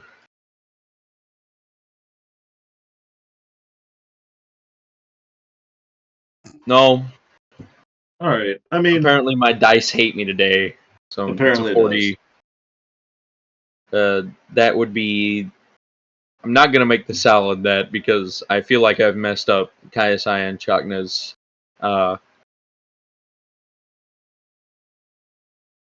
vegetarian meals a little too much.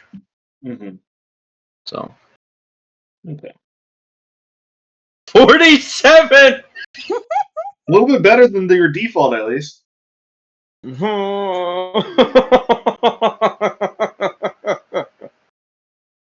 These dice are getting changed out too. That's it. You're getting put in the bag. But yeah, I'm gonna cook the breakfast tacos for me, Finnegan, and Bayhorn, and I'm going to cook a refreshing salad. I'm gonna put together a refreshing salad for Chakna and Kayasaya, and then I'm gonna what to feed Bubbles and the little guy. He says he likes bone marrow. Does he like bone-in fish? Hopefully not. That'd be pretty gross. Up to you. It is a dragon. What do you feed a dragon? You can always get beef bones and put them in the oven with some seasoning. Like chop the bones in half, put them in the oven, season them up, so you can get bone marrow like shit. And of course, some beef on the side. Just an idea. Right. I'm gonna... What exactly do we have in the freezer, Adrian? You have some fish and some veggies. You didn't really go out and buy a lot of food. Okay, I'm gonna have to use the replicator for what I'm gonna cook for the dragon then. Yeah. I'm going to get a third of a chuck on a cow. If you don't know what the chuck of a cow is, it's basically the upper chest area closest to the shoulders. It's gonna be a beef shoulder, basically. And I'm gonna get a third of it and make it for the dragon. So this might take a while to replicate. So I'm going to be replicating it while I'm cooking their other food. Okay. I will say as that's going on, Bayhorn, Is You have also risen from your sleep. And what are you going to do now? Are you going to Forge. go to Forge? I wish to continue my armor. All right, go ahead and make me another Forge check, please.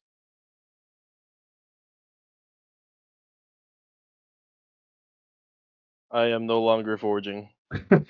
Sadly, during your forging, with the Sable Theorem in hand, about like 20 minutes you get into it, you notice that small cracks are starting to form.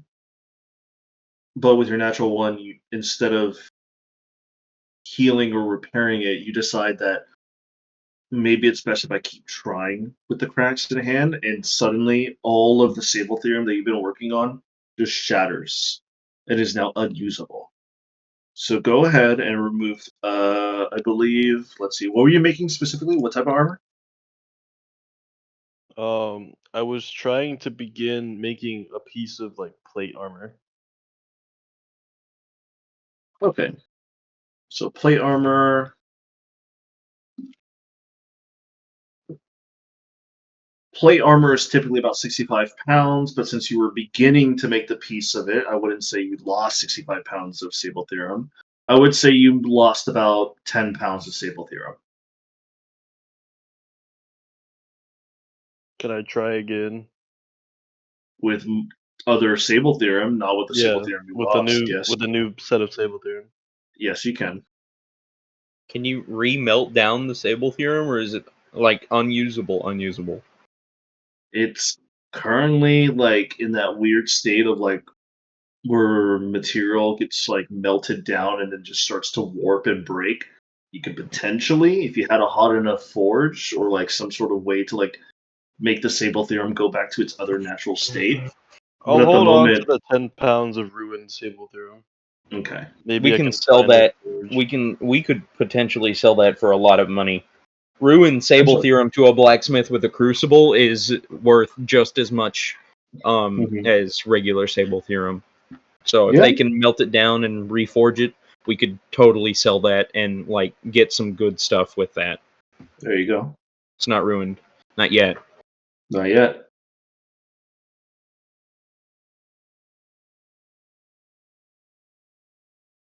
Can I try another batch then? Or do I have to wait You can until go ahead. tomorrow? I would say you have to wait until tomorrow since you failed already on your first roll today, especially with the natural one.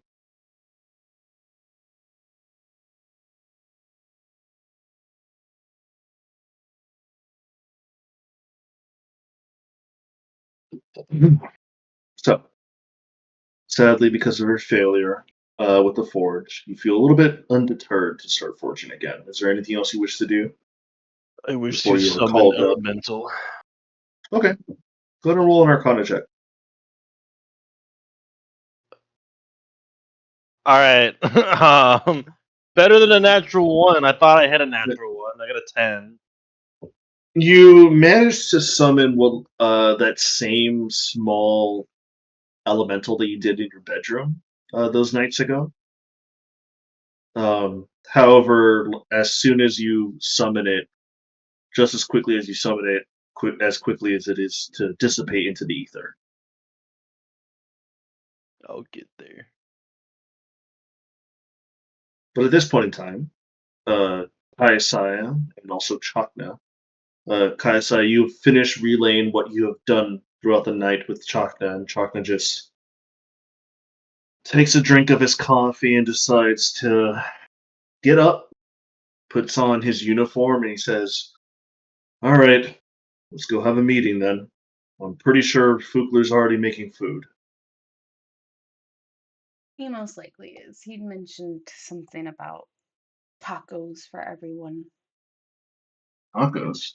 What's tacos? I have no idea. Hmm.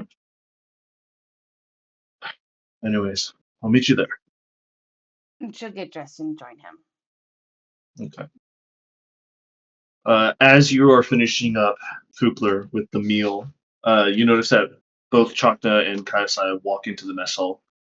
And Chakna looks over you and he's like, "Hey, did you, just to clarify, you guys had an astral projection last night?" A what? Fugler is doing like 4 things at once, and he's like, I had a weird dream last night where I saw a dragon. Got it. That wasn't a Alright. dream, Fugler. We were there. Oh, neat. I got Bubbles brought me something, and he's gonna point to the scroll that he's put on the like bar. Mm-hmm. Okay, so I will Uh, pick it up and read it. You read the same note that he read this morning about how he's invited to the castle at noon for a test of metal. Ah, your strength test. I suppose so, but isn't the regular strength test at the party? No, it's before. Since when? I thought it was like a celebration thing. Like at the party, we would have like a whole thing. No, it's during the day. And it's for the city itself, so others can come and test their might as well. Then later in the day, there's a party for the important socialites of the city and from abroad. I got you. Yeah. From what I've gathered, the queen much prefers the activity during the day than the activity during the evening. Yeah, I'm gonna be honest. She doesn't seem like the most sensible. Not sensible. Sociable. That's the word. My bad. She doesn't seem like the most sociable person out there. She looks more comfy. Well, for lack of a better term, she looks out of her element. Put it lightly, I guess. What do I know? I'm cooking you a salad this morning. I'm making Bayhorn and Finnegan and me breakfast tacos, and I'm currently fabricating a beef chuck for our little hungry carnivore fellows.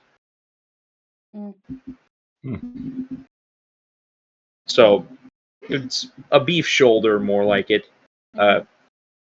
So we should be able to feed everybody properly. Well, sort of. I mean, we don't got dead Probably. gods around here. Yeah, beef chuck seems like it's the most sensible. It'll probably be really easy, too, since fabricated beef seems to be cleaner than regular beef. But it seems less fatty and less juicy. It'll get the job done, though.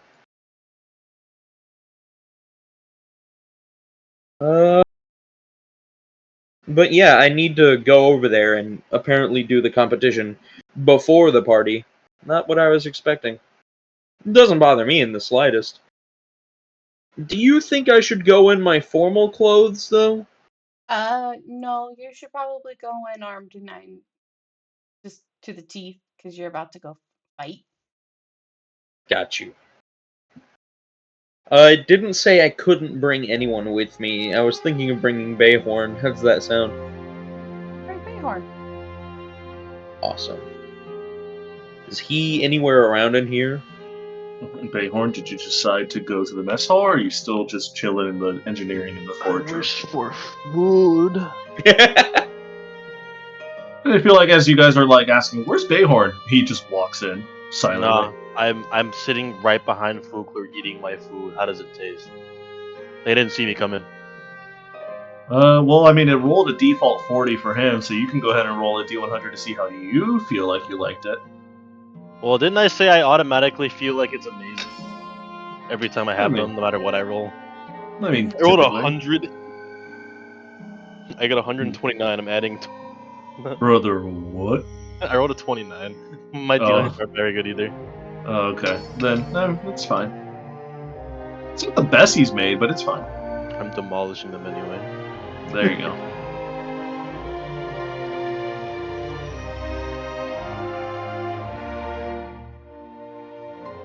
At this point in time, as you guys are currently having your meals, you hear the pitter-patters of something moving towards the mess hall. And at first you guys thought it was Bubbles, but then you notice it's the 3 by 3 foot wormling of the cosmic entity that you talked to last night, its physical form has appeared in front of you in the mess hall itself. Little What's up, buddy? buddy? It's kind of like sniffing around haphazardly, kind of like bumping into tables, bumping into your guys' feet as you guys are sitting down, and he's looking for food. Would you Can I rather do- be called Vort or Karen? God, Thinking Karen. Rory. Please, God, no, not Karen. No. No. No. No. We're gonna avoid that name. We're gonna call him Vort. What I like about Vort. Rory? Vori? Can I do the animal handling check again to see if he'll come to me? You could try. Never mind. I rolled it. I guess. Dang. You see the 3x3 foot wormling start to slither around, and it actually kind of leaves like a little bit of a membrane, like some weird like liquid behind it, and it kind of like moves up to your leg, Kayasai, and starts rubbing your thigh for food. Hi, little guy. We're making your food right now. Are his wings still weird? Yes, they're still in that weird like translucent like membrane type of like material. Bookler. Why is he all slimy? Well, Weird. he did pop back out of his egg. Yeah, that would make sense. You're all nasty. Is, Nasty little fella. is his food done, Bookler? How far along is it in the fabrication process, Adrian? Because I'm At this point, almost it's done with done. the tacos and the salad. At Your this point, it's salad is done. The beef chuck is done. Let me sear it up a little bit, and then I'll feed half the bubbles and half the. Well, I'm gonna feed a third to bubbles and half to 2/3 to this little guy. Cool, because he's currently like in my fucking lap, and she'll Uh, pet him. Favoring the dragon over Bubbles? She'll pet him softly on the top of his head.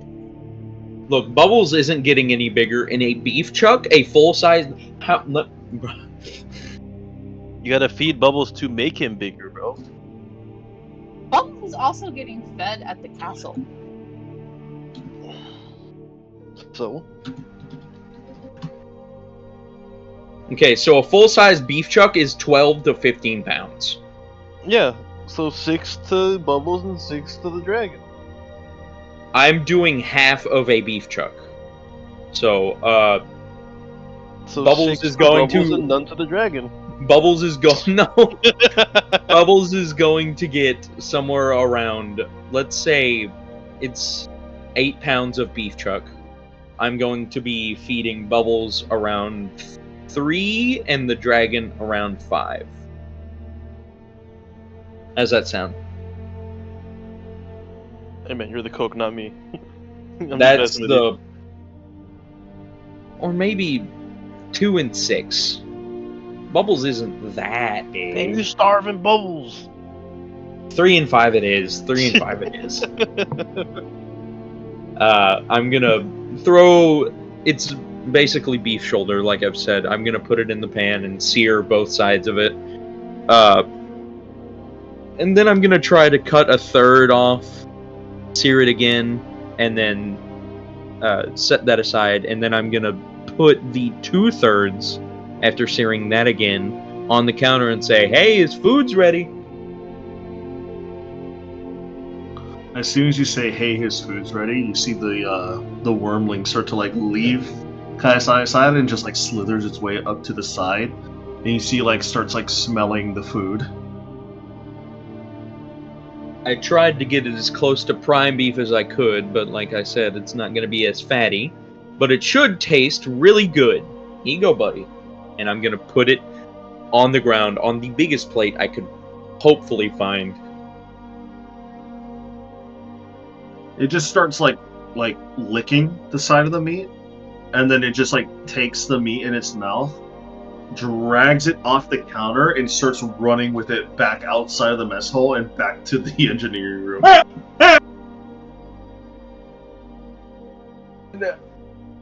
I didn't even think of that. I am a terrible person.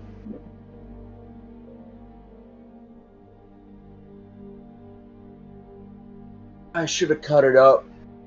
He's a baby. A baby! Ugh. Okay. He's probably going to figure out how to eat it somehow. So I'm not going to worry myself too much on it. However, Bubbles, on the other hand, I have no idea where he is. I'm going to call out to Bubbles in my mind. Bubbles! You still on the ship? I've made you some food. Yes, Father. I'm right next to you. What? I'm going to You look around really fast. You look over to your right. He's sitting on one of the stools at the bar. He's just looking at you. Alrighty, Bubbles. Here you go. Make sure not to drop the plate. He starts eating. Bayhorn, Finnegan, our breakfast tacos are ready, and Chotna, your salad is sitting right there on the bar. Oh, thank you. Appreciate it, Fugler. It's no problem.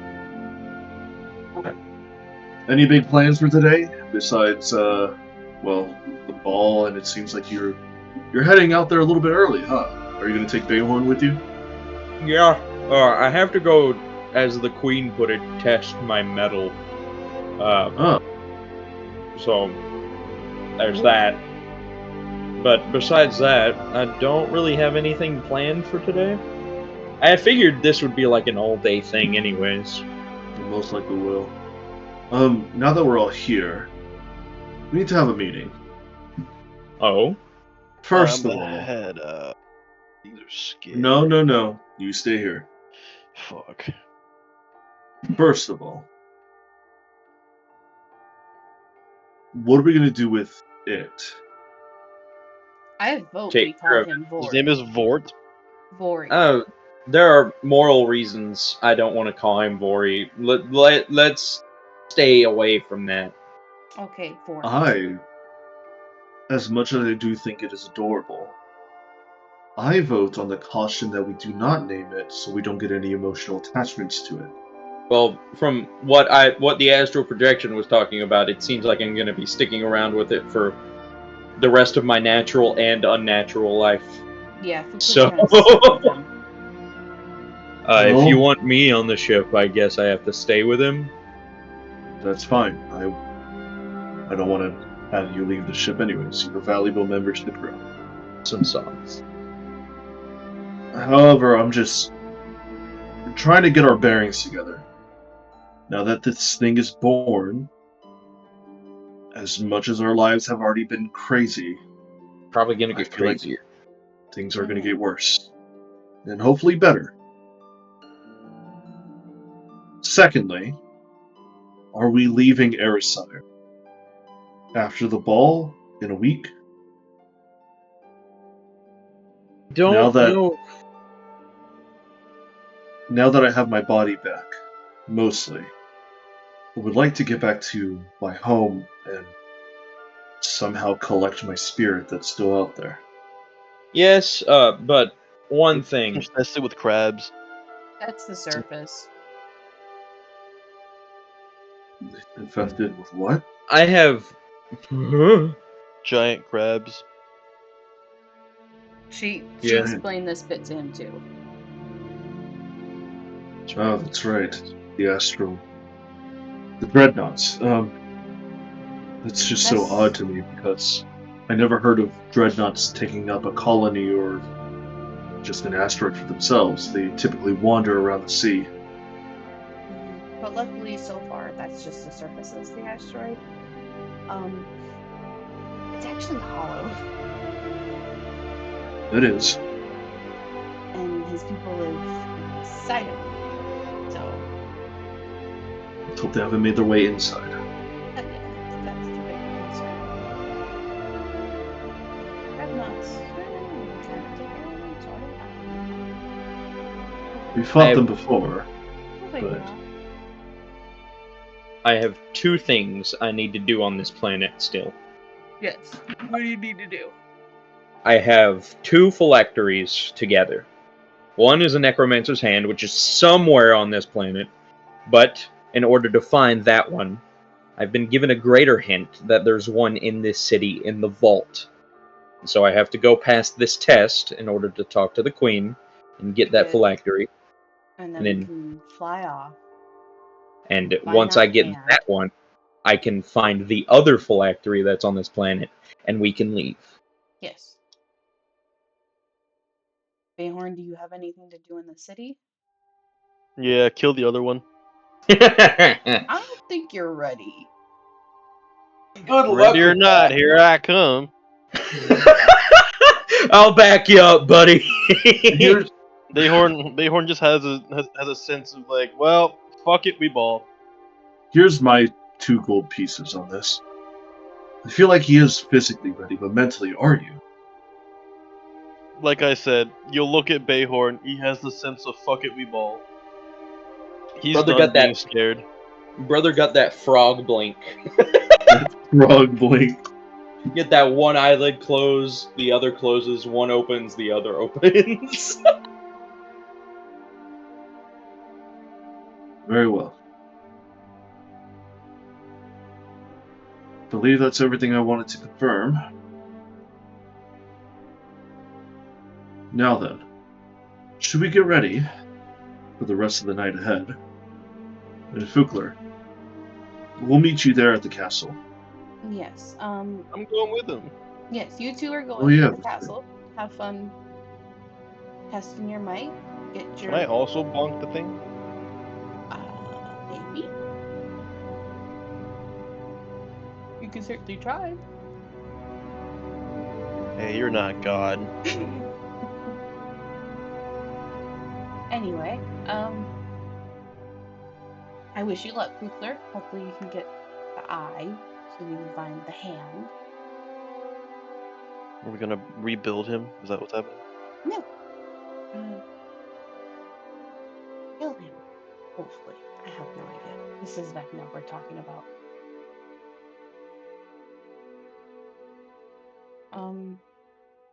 Bayhorn, I don't know if and when he shows up. We could end up waiting weeks to months for your other half to show up and attack. Uh-huh. So my idea is, for now, we just go on and wait for him to pop, and you stick with someone at all times so we know who's who. Didn't I already give you a safe word? No. Finnegan, didn't I already give you a safe word? Not that I remember. Whenever you went to go to the ship to figure out if somebody was here? Yeah. I'll What- figure it out later. What's your safe word, Bayhorn? I'm thinking real hard. Do I remember this? I really hope that I wrote this down in my notes.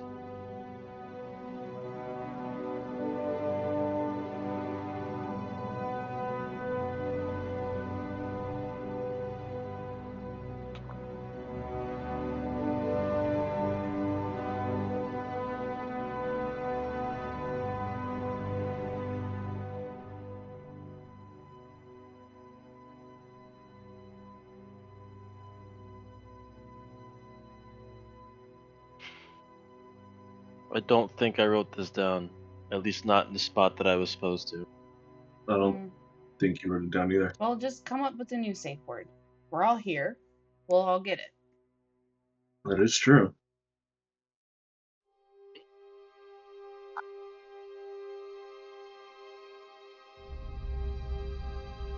Parmesan. Parmesan. Parmesan. Well, at the very least, we know he likes his cheese. You got that, Kukler? Bayhorn likes cheese. Not near as much as I do. What a fucking bet! What's your favorite then? Huh? Oh, fuck your challenge. We're getting cheese. Mozzarella for the win! No, I want me some Munster. I gotta admit, Munster's pretty great. Melty mozzarella is where it's at. The classic Parmesan. Parmesan. Delicious. Delicious. But can't get distracted with too much cheese. Cheese. Cheese. Okay, so Gouda cheese. so plan of attack then is you two go do the strength might. Fukler, you hopefully get the eyeball. Once you get the eyeball and we figure out where the next bit is on this planet, we will fly over to it, get it, and then figure out where the last piece is and see which would be the best way to go about it. Hopefully it'll be where we can stop along the way to get the last piece at Chakma's home. We can, put the last puzzle piece back in. I didn't know we were doing jigsaw puzzles. Just a metaphor. Me. By the way, Chakna, if you can make that bag of isolation I was talking about, that would be great. Not Just sure. Make a shroud of isolation and just put it on the dragon. Why make a bag? No, I'm not talking about for the dragon. The Shroud of Isolation is also pretty good. There are some magical items I'd rather not keep visible and or noticeable to anyone and or have them notice us. I'm bringing back the Eye of a Necromancer. The Necromancer. Yes, he needs to have that shit hidden. So not only do I need to have it hidden, but if it's the Eye of a Necromancer, something very well could be watching us. So if you could make a bag of holding with non-detect magic, that would be great. I will start working on that as soon as I can. Or magic cancellation. One of those. That would be superfluous. I'll give you 50 gold coins for it. If you need any supplies, I'll go out and try and get them. But that is a dire piece of equipment I need. No We worries. can just put it in a bag of holding and cast non-detection. See, that's temporary. I want something that I don't want people finding while I'm sleeping, too. Well, yeah, but while he makes it. Yeah. He hasn't gotten it yet. Still, though, I don't want people finding that, and I'd rather not let people know I have that on me. Finnegan, do you have anything planned for the morning and afternoon before the ball?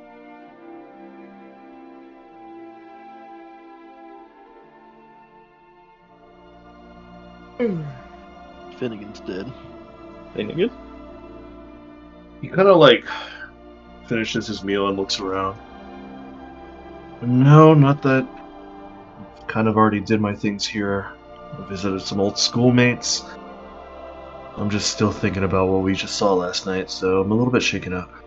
Oh yeah, all that cheese was pretty good, huh? Shut up. Damn, man. You need to be nice to my cheese. Look, as much as I like the jokes, as much as I like having a smile on my face, we are dealing with some pretty big stuff. Yes, we are. It's something this crew and this ship tends to do. This happens, man. It's weird as part of the job. Welcome to the Valiant. Yeah. There's a Don't reason worry. why I'm not freaking out nearly as much, Finnegan. Sorry if I'm making it seem I'm downplaying the severity of it, but this is Yeah. pretty It's normal, man. I get it. This It's is normal for becoming you very because... standard. Yeah. I just hope none of us gets hurt. I care for you guys a little too much already. That also tends to happen with this job. It's okay. We have an infirmary for a reason. Then I feel like we should all at least try to be careful.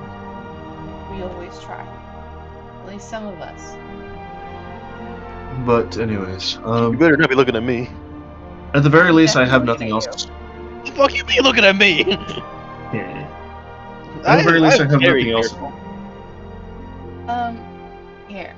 You two, once breakfast is done, everyone's fed. You two can start heading out and get ready for the challenge. And succeed. While you're doing that, Chocolate and Finnegan can start working on that bag of holding for you, Boogler. While Awesome, he's so doing that, I will do some last minute work on the ship before we head out and meet you at the castle for the ball.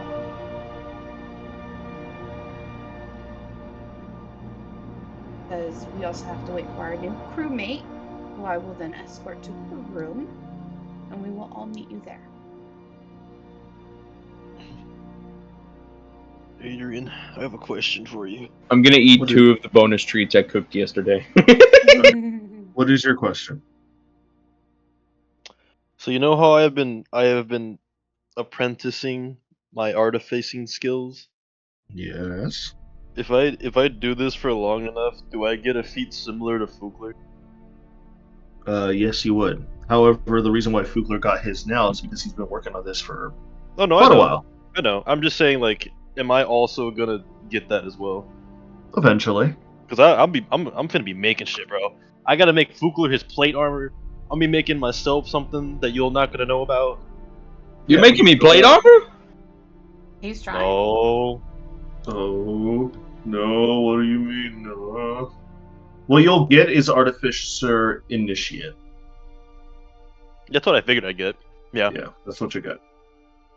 I don't remember what it does. I'm gonna go look at it while this happens. You learn a cantrip from the Artificer spell list. You get a first level as well. It's based off your intelligence, so thankfully I think you're a +3 right now. Yes. I think I think you could also cast the first level spell slot without using a spell slot. It's just However, another one of those things that I get. yeah, I guess get a lot And of they- free spells. and you get another proficiency in a tool. He artisan gets tools to of your use a choice. spell without using a spell slot. For It's one similar to time. being able to use inflict Once a day. wounds, invisibility, Once a day. shield. Got you. I get free Yeah, it's- spells. Yeah, it's a once a day thing. Rad. But yeah, eventually you will.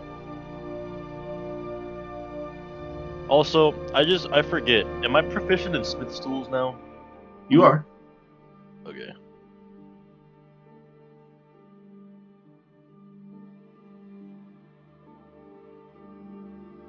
Well, I will say as the meeting has come to a close, as everyone starts to work on their own things. Before everyone does anything, is there anything you wish to say before the meeting is adjourned? No, not really. Okay. Bayhorn, Kaisai?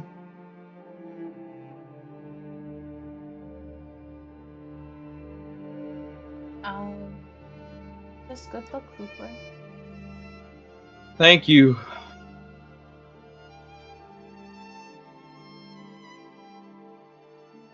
I'm really hoping it goes well. So, here's hoping. Fingers crossed. Bayhorn, you're supposed to come with me. Okay. I was never here. So Bayhorn you're not and allowed to Fugler? leave this ship without someone.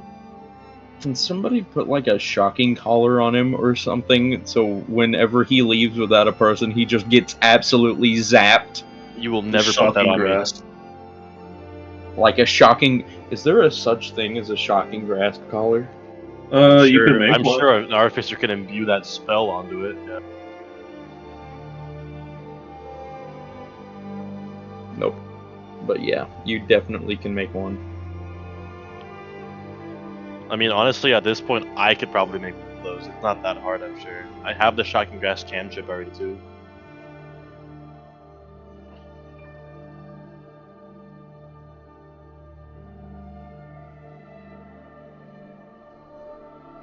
Anyways. So, at this point in time, both you and Bayhorn are going to the castle now, right, Fugler? Yep. Okay. I will say it takes you about an hour to get to the castle. The scroll that you have, you present to the many guards, as now that you're noticing, since today is the day of, there is guards everywhere. Guards, other officers on horseback, fully donned in armor, watching the streets as people are going around to different vendors and having early refreshments and alcohol to start the day, because today is just a day of relaxation and rejoicing I at the have a coronation of Queen request. Aqua. What is your request? I wish to always be on the lookout for bad Bayhorn or spooky mask. What's your passive Says- perception? 17. All right. Would you like to use your passive or your active? Do you want I to mean, if actively look he's around? constantly looking around. Yeah. Well, here's the thing. His passive perception is 17. Yeah. So that's just the base 10. He could get higher if he rolls over a 10. Yeah. So it's up to him. So what do you That's want to fair. do, I Behar? mean, I can start out by rolling an active one in the Alright, go group ahead. with all these guards and shit. Yeah. Oh, I got bitched. I got 21. I rolled bad with my perception check. No, Oh, I almost rolled a natural 20, but it kind No. of stuttered it. Oh, Don't worry, woe is what- me. Once you get reliable talent, you'll roll nothing lower than a 10. Oh yeah, I know. No, I rolled nothing lower than a 17 because it's 17. before my modifier. Yeah. So with sleight of hand and stealth, you'll always get Oh yeah. 22. Oh yeah. It's so funny. Even for natural 1, I'll always roll 22. Yeah, and then It's great. yeah, it's great. My perception, my persuasion. I can finally be a persuasive boy. Yeah, you could. It'll always be 13 if you rolled lower than a 10. And my deception. All right. Wait, what is he getting? Reliable talent. At level I think 10. he gets it at level 10. It allows rogues to never roll under a 10. Anything that I have at least proficiency in. Yeah. Is it only skill checks or is it also Skill saves? checks. Skill Oh. checks. That'd be cool Yeah, if it was not also saves. saves. It'd be broken if it was saves. But yeah, anyways. I will say you guys make it to the castle, and the castle is fully decorated. It's fully decorated to the nines, with filigree, flora, streamers abound, of all the different colors of the rainbow. Typically more on the emphasis of the Gem Knights colors, and also Queen Aqua's Aquamarine herself. But they don't discriminate, and they have every color of the rainbow on board. Imagine. As soon as you get up there, you notice one of the men, the same paladin that you've hung around with recently, Bayhorn, Lord Gareth, one of the Gem Knights. I want to go say hi to him. He kind of looks around. He's like, "Oh, Bayhorn, correct? Yeah. It's a pleasure to see you again within the castle walls. What are you doing here?" I'm gonna point to my dragonborn friend and be like, I'm with him. We're gonna go, I guess, participate in that feat of strength you've got here. Ah, yes. Don't be deterred about the feat of strength. It's just a friendly competition between Queen Aqua and some of her subjects. Wait, are we gonna fight like a sparring dummy or like a live person, or like how's that working? Oh, I'm kind of just here. I'll tell you the rules of engagement. There'll be a target dummy that we can obviously record and see the battle that you've done across it. You get one attack against the target dummy. The more damage you dealt, the higher your rating. And if you are on top of the rating, typically, Queen Aqua likes to give out a reward. Now, attack? one attack. So no extra attack. No extra attack. Okay. However, since this is a competition, Queen Aqua and also her compatriot, the leader of Clan Katalaga, Katya, they spar on their own terms. They also spar on a target dummy. However, their ratings do not count towards the populace, because if they did, nobody would win the competition. Okay. That's fair. Preston, I'm not gonna lie. I might have a better chance of winning if I crit, because I think I can stack more things like my 10 d6s of damage. Good thing this is gonna be in the daylight. Why? Don't you usually crit with sneak attack and in darkness? Yeah. But This I is a mean, dummy. yeah, I know. But, anyways, I believe Queen Aqua's already on the training ground, along with Pyra and Katya from Clan Kathalaga. So Oh, go ahead dude, and your girlfriend's make up yourselves there. ready.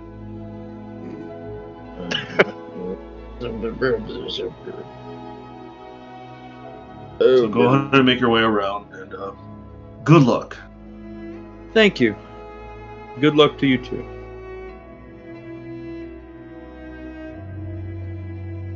As you guys make your way over to the training grounds area within the castle walls, you see what looks to be like a line of soldiers and some other like adventuring folk there. Some adventurers that you do not recognize at all. Some of them are wearing basic armor. Some of them have a little bit more fancier armors than you normally would notice. However, one person that you do notice is a Goliath barbarian, full of head of hair on the top, male. You notice it's Grim from the A-Team. Grim! Kind of like. Oh, Graham! I haven't seen him in a while. Oh, hey, Horn and Fu, right? Oh my god. Close enough, yeah. Really, really close. You cut off our names a little bit, but yes. Sorry, been a while since I've seen you. How have you been? We've been good. We've gotten I've been stronger awesome. since you met us. Oh, We've been exploring and adventuring. wonderful. We took care of that little debacle that you guys had when you guys handed us the those weird potions. We delivered them safely. Good. Good. However, I hate to be the bearer of bad news. We lost Dankin, our cleric, along the way. Really? We have. What happened? Oh, I'm so sorry. What What happened? we were chased down by some. I couldn't really understand it. It was an abomination, a mix of a displacer beast with a bear. Oh. We after delivering the said things for you two and the rest of your crew, we took on another job position, taking on some abominations out in the north that were left as remnants near this giant mansion-like building. We cleared it out, mostly, at the very least, until we made it to the lower levels, and sadly, there was a monster in there that got the jump on us. Duncan took some injury, and sadly, he was already tapped out of all of his healing, so he bled out, and we couldn't really do anything to rescue him at that point. We tried to revivify after finding another cleric nearby, but it was already too late. So we buried him. I'm so sorry. It's fine. It's the life of an adventurer. It's not the first member I've lost, and it sadly will not be the last. Currently, Lorelei and Eleanor are currently out on the town, as you say. I'm currently here for the competition. Are you guys here for the competition as well? Yes. Indeed. Good. I'm glad to hear it. It's not the first time I've tried. I've come close pretty few times by now, but hopefully I can take the top spot today. Supposedly there's a very grand reward in it for today. Do you know what it is? No, typically nobody really knows what the reward is. It's only been rumors and speculations. Got you, I got you. Any word from the rumors? What it is? Some sort of gem. I'm not too sure what it's all about, but we assume it's worth a lot, or at the very least it can give you some sort of magical prowess. Sounds valuable. I'll have to make sure to win. You keep thinking that. Anyways, Nothing like a little friendly banter before a competition. He holds out his hand to like shake it. I agree. I'm gonna shake it back. He grips you like really tough. Roll a strength check. Strength check? Just regular? Just regular. Barbarian versus Paladin. 13. 13. I need to change my dice. Again. Again. How many times have you gone through that? He also rolls a 13, and So we're just staring at each other. you both grab each other's hands and you start to flex your muscles and stare at each other. It's kind of like that one situation in Full Metal Alchemist where Armstrong and the other gentleman, that's the husband, like just start staring at each other and their muscles are like bursting. Bighorn's just gonna be like, after like a good 10 seconds of them staring at each other.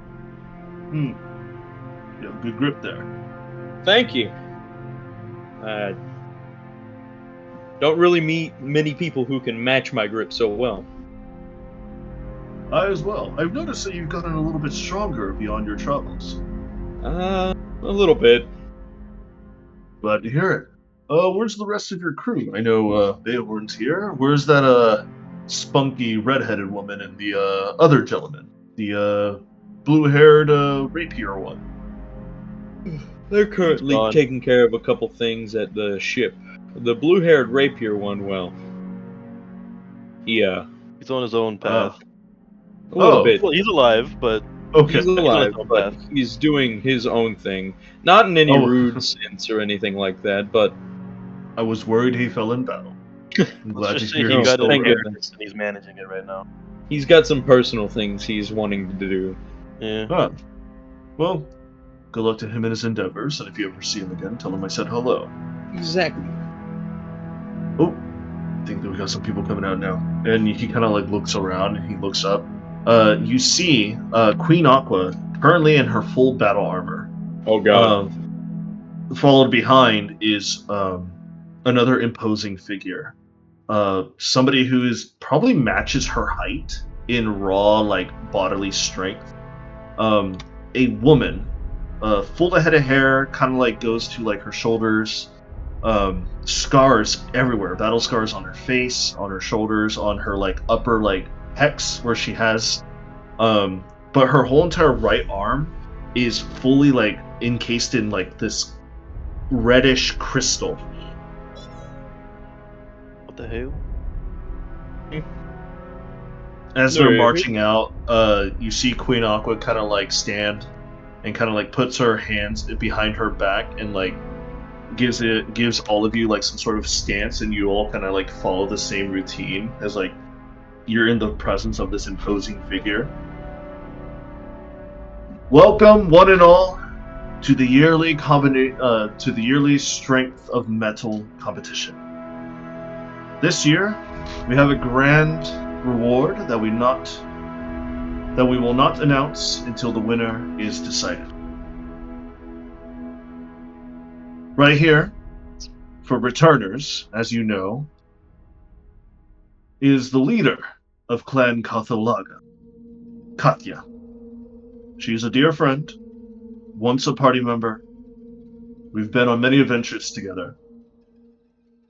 We will take turns sparring on the test dummy after you are all completed. We would like to see your strength this time first, before we show you ours.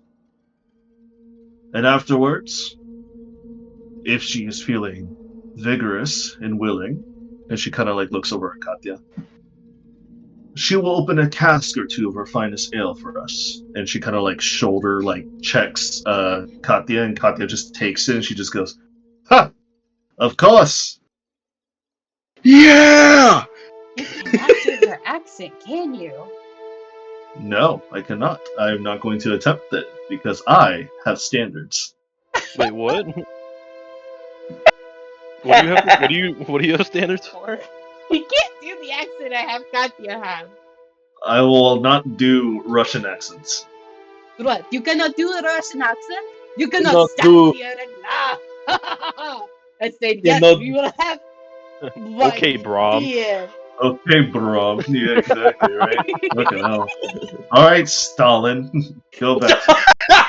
Joseph Brom Stalin. Hey, you can't Hey, we lie to don't. me when you say Brom's stash look like Stalin, bro. I'm It kind of just does. I'm saying. just saying. Just I'm saying. just saying. Anyways, as Spookler, as you're the one who cheered audibly first, you see Queen Aqua kind of like look at you, and she says, "Ah, looks like we have a first volunteer." Yeah, Fugler! Yeah! Adrian, Yeah, I'm going to baby. try and do something, okay? I'm Okay. going to look, I'm going to get up close to that dummy. And I'm going to still do smites on my hammer, Yeah, of okay? course. But I'm going to let loose 600 years worth of soul. Oh, he wants this, bro. God. He wants this. He wants this. I hope in 10 sessions from now, as you're bleeding out on the ground, you don't regret this. Oh no, I still have over 1,000. I know. Were you gonna burn how 600? many years do I have? I'm gonna burn 600, which is gonna put me down to 1,100 years. Yeah. So that's gonna be 2d10 plus 1d10 plus 1d10 plus 1d10 plus 1d10 plus Yes. 1d10. So that's Yes. gonna be 7d10 additional damage in total. Yep. This is a Yep. big blast. Yeah. Yeah. Okay, if I can do this, this will probably be one of the highest. Hopefully, if the dice don't fuck me over. Good. Here's the thing. That sounds like that's a lot of dice, but they could all be like 1s or 3s. Yeah, it could. I'm gonna That's the laugh if problem. that happens, bro. So I'm gonna do I'm gonna do some really messed up shit. Alright. I'm gonna do a 3rd level branding smite in preparation. Oh my lord. Okay, hold on a Bonus second. action branding smite. So it's a 1 attack hit for the most damage, right? Yeah. One attack Right. hit, most damage wins. Okay. And I'm going to do a 3rd level divine smite. Alright. Oh, I don't. So Let's I will hope I say, don't as swing and miss. I will say, as she like calls you out for doing the cheering, you kind of like, do you see like people kind of like spread out, giving you room, and she just like gives you like a nod and like a hand, like a palm hand over to the dummy, as she and Katya like kind of like step over to the side, giving you like the full breadth of the training ground. I'm gonna leave my backpack near Bayhorn's feet and say, please don't lose this stuff. Bag of holding, here you go. No, please. Into the bag of holding it goes. I'm gonna approach the dummy. I wish this was an automatic hit. I wish, because it's not moving or anything. Oh god. Well, here's the thing: it's not Imagine moving. this, bro. It's not moving. It's a training dummy. It's an auto hit. However, you could always try to roll for a crit. But there's a much more likely chance that I'll fuck it up. What's the DC on the dummy, if I might ask? The DC on the 1. dummy is 3. If you roll a 2 or a 1, then yeah, you're fine. I have a +9. Yeah. So You have basically, to roll a natural 1 to miss. just don't roll a 1. Okay, so I'm gonna roll a hit die. Grim is kind of like. Oh, no! Guys, I'm gonna see y'all in the next session. I'm going to the restroom. I'll be right back.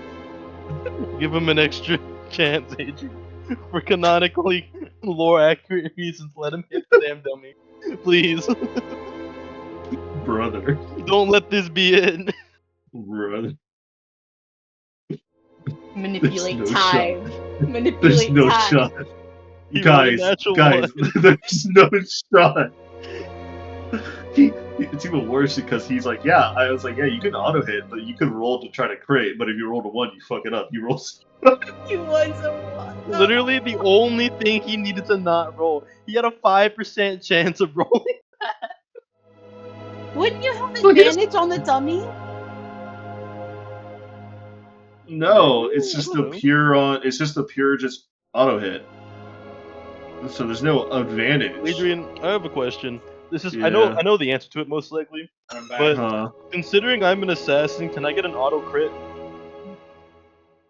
I mean, Hmm. technically, yes. What's up, guys? Hello. What's up, gamer? What's up, gamers? Wait a minute. Wait. Can I silvery bars? You could. Please. You could silvery bars it. It's a reaction. You didn't see anything, guys. Nobody saw anything. No, it's kind of like one of those wind-ups where like you you miss, and then you like bring your hammer around, and then you hit. Okay. I'm gonna silvery If you bars. hit, or are you gonna just roll Brother, again? if you rolled another one, If I roll another one, I'm going to cry. he'll actually leave the D&D room. We won't see him until next week. I might go lay Fukler down. will just canonically go get a cold, and I have to take care of it for the entire ball. Fukler will spontaneously combust and cease to exist. Who's the new caretaker for the dragon? Okay, a 10, a 19. Okay. Oh! How close is it to a 1, Preston? Did you see the 1? It was closer to a 2. Oh. All right. Okay. So Fukler, I will say, as you go in for a swing, you immediately know you're about to miss, and your grip starts to loosen, and you're thinking to yourself, if I let go right now, it's gonna hit Aqua in the face. Then suddenly you start to react and use your sorcery magic within you, and you cast Silvery Barbs, and then you manage to like swing it back around, giving you more grip and managing to hit the target dummy. Okay, so time to damage stack. All right, let's do it. So you're burning 600 years. Yes. All right. So I many will dice say, is this? upon impact with the target dummy, you notice 6 skulls along your hammer's like base on the top light up and immediately pop out of the hammer itself, and immediately wrap and warp around the dummy, and just all 6 of the skulls hit the dummy at once. Okay, awesome. So that's 7d10 because the first one is Yes. 2d10. Yeah. 2d10. And then, like I said, I'm doing level 3 Branding Smite and level 3. Burning all your divine smites, or all your third-level spell slots. Yes, and level 3 Divine Smite. So that's going to be 2d8 plus 1, 2, 3 d8. So that's going to be 4d8. 8 d8s for your smites total, I think. 8 d8s? I think so. Isn't Branding Smite 3d8? Branding Smite's 3d6. Oh, 3-6. Okay. Okay. And I thought this it was is...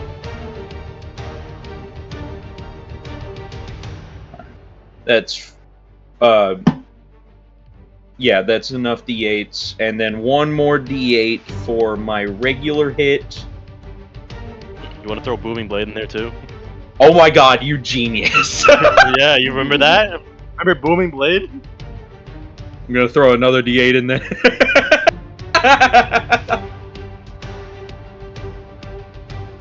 Oh my god. This dummy is hopefully about to take the most damage. You're gonna break the dummy and they're gonna have to get a new one. And it's sad because the dummy just looks like one of those like fucking scarecrows with like a helmet on top. This is in total 17 dice. Yep, Let's go see for it. brother. Plus 5. Remember, plus 5. Plus 5. Actually, Plus 5. hold on. No, wait. Wait, I'm using my hammer too. You're using your hammer two-handed, so I get an extra d10 instead You of a do. d8. yeah. Yeah. Today's a good day to die. Man, it's such a shame he didn't use his spells last night for spell storing, and it's a shame that he's burning a bunch of shit today. You It'd be know, a shame if there was a fight during the ball dance today. Yeah. Adrian, No I had third one level level 1 spell slot for spell you. slot left last night. I had I know. I have 2 level 2 spell slots left and no level 3s. Hey, man, was- that's combined 5 levels, bro. You could have done it. Oh shit. Yep. You had exactly enough to store 5 levels, bro. Could I have could've all been technically divine done smites. more smites? Yeah, I could have could've all been technically smites. done more smites! He technically could have, Could've yeah. done all smites. Hey, but you know what? What's happened? So many D8s. What's happened has happened. Keep going. The past is the past. Oh, Do, okay. Don't do. Noodles. Don't noodles. Alright. Roll the dice. Oh my god, that was so loud. There's so many 9s. Yep. That's critless, Cedric. That's critless. Yeah, you have a lot more damage stacking than I do. Huh? I said you have a lot more damage stacking than I do. You also rolled 600 years. Get away from me. Yeah, I'm gonna kill another elf. Someone else other than me. Fuck off. Look! You could just get the final blow on Zorzart for Bayford. Brother. Boom. Boom. No, I'm killing him. What do you mean? No, I just have to hit him once during the fight. Yeah, just let Fukler hit him once, and then it's problem solved. His hey, soul. I thought this was Morzok, bro. Not me. Mayborn, I hate to say it, but your soul is mine. Your soul is mine. So yeah. Joke's on you. I don't have a soul. 88 hit points of damage. Is there any pluses from your weapon? Actually, yeah, plus 5. Plus 5. 93. So 93 hit points of damage. 93 points of damage. So I will say, as you like wind up, miss, and then immediately reverberate back over to hitting this target dummy straight in the chest plate that it's wearing, you manage to like actually like hit it, and with your velocity and your inertia, manage to rip it from its post off the ground, and manages to send a giant booming shockwave around you that kind of like makes like some sort of like wind gust. And he manages to throw the dummy about 5 feet in the air, and it just falls on its back on the ground. I feel pretty good about that. As soon as you do that, you hear a lot of people like start clapping a lot and be like, "Holy!" Like you start to hearing murmurs. Even Grim next to you, Bayhorn, kind of goes, "Damn, when did he learn that?" We've picked up a few tricks, Grim. No. First time you've ever seen me use like hundreds of years, Cedric. You see Queen Aqua starts to like slowly like clap next to you and just starts to like nod at you, Kukler. Heck yeah. And you see Katya just gives you a thumbs up with her like crystalline arm hand. I give a thumbs up back, and I'm walking back over to where Bayhorn is. Or do I need to go somewhere else? You just go back to Bayhorn. Alright, cool. I'm gonna pick my stuff back up off the ground. As you go back to Bayhorn. Holding, where is it? Bayhorn, where's my stuff? Yeah, Bayhorn, where's his stuff? I'm just kidding. Pull it out of his bag of holding him back.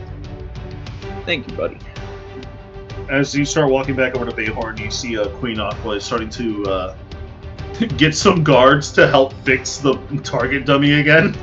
And it takes them about like 10 minutes for them to like get more dirt posted in and like get a shovel and put it back up together, but they eventually do. And then at this point, I will say, for the next hour or so for this competition, nobody really gets close to you. However, eventually it does get to Grim's part. And Grim just kind of like gives you like a pat on the back, Fugler. He's like, now let me show you what I can. You see him, he's not wearing any weaponry. You just see he has his fist and like some arm bracelets. He kind of goes up to it. He starts like looking at it, and he goes into like a boxer stance. And you see like as he like closes and clenches his fist. Go ahead and make an Arcana check. I'm gonna squint my eyes real hard at him. 17. Yeah. You can see that on his right bracelet, it starts to like charge up with like some sort of weird like force ethereal energy. And as he does a singular punch onto the dummy, you see the dummy gets like fully dented within, and you see that the dummy like actually like gets splintered off of its post and gets pushed back. Let me go see how much damage he does. He doesn't have as much dice as you. No, not even close.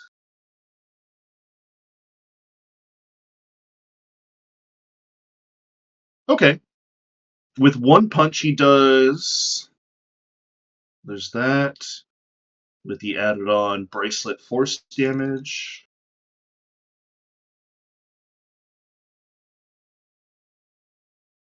And then his own bonuses, which is a +6. Why are you rolling initiative? As I can. He wants to fight. I wish to spar.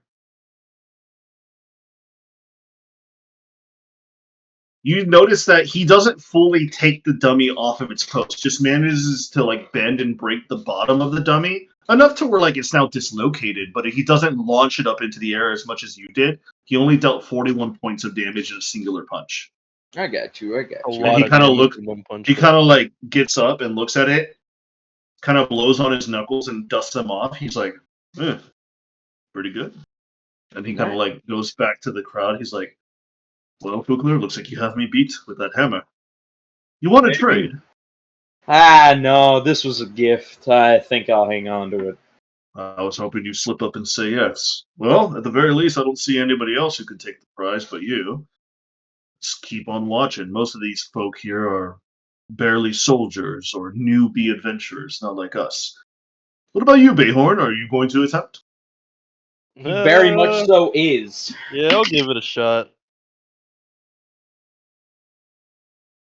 You, at this point, as the majority of the contestants have already gone through, you hear Kaisai go, or not Kaisai, sorry. You hear Queen Aqua go, is there anybody else who wishes to take on the competition of strength? I'll just raise my hand. She kind of looks over you and she says, oh, a rogue likes to partake. Well, step up to the plate.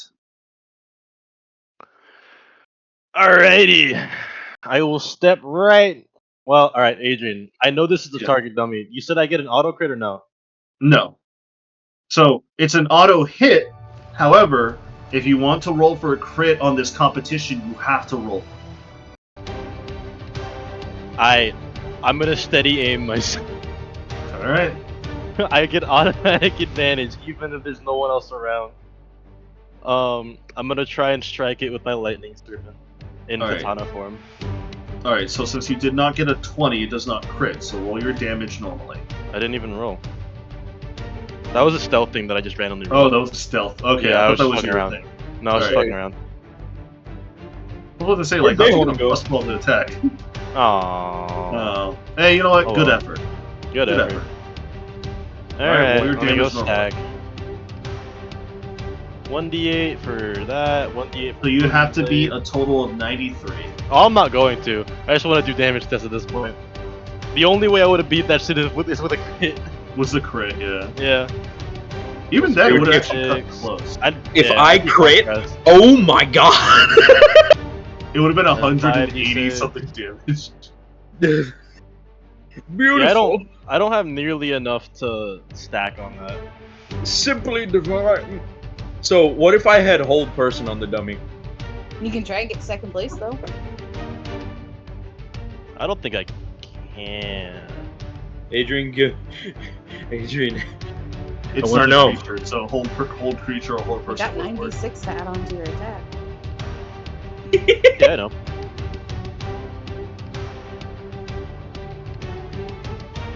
Let me make.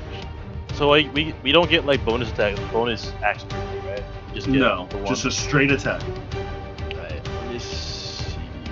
You got Booming Blade.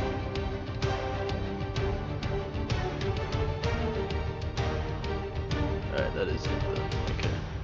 So I've got the 1d8 plus the 1d8 plus the 46 plus the 5d6. That's it. That's it. That's it. 49. Ooh, Still pretty nice. good. Still That's pretty still good. nice. Yeah. Don't drag yourself down, buddy. That's usually where I'm at around. Yeah. For having 0 spell slots and having to manage with only just resources that I naturally have, I'll take it. Yeah, totally naturally have totally not your absolutely broken fucking knife.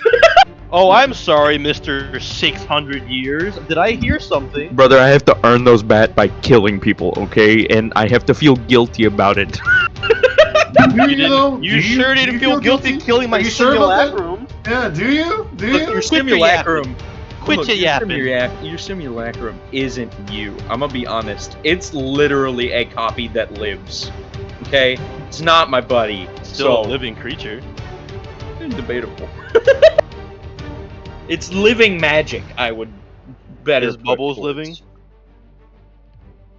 Living magic, yes. Okay. He's a fey creature, if that makes sense. Yeah. Simulacrum's a pile of goo that took on your image. Like, literally. I forgot how much Grim had. He had 40-something. 41? 44. 44 with You one beat punch. him by 5. Hey. Alright. I wanted to make sure I won Bayhorn this will competition. sheath his katana, bow to the queen and her whoever she has as company, and casually just stroll back to Grim and Cooper. She kind of like steps up to in front of the training dummy and she just says, "Is there any more contestants that wish to show their prowess?" She kind of looks around. She waits a moment. Oh, I guess not. I would like to congratulate today's day and the reward to Fugler. Come up and claim your reward. And she looks over at you. Alrighty.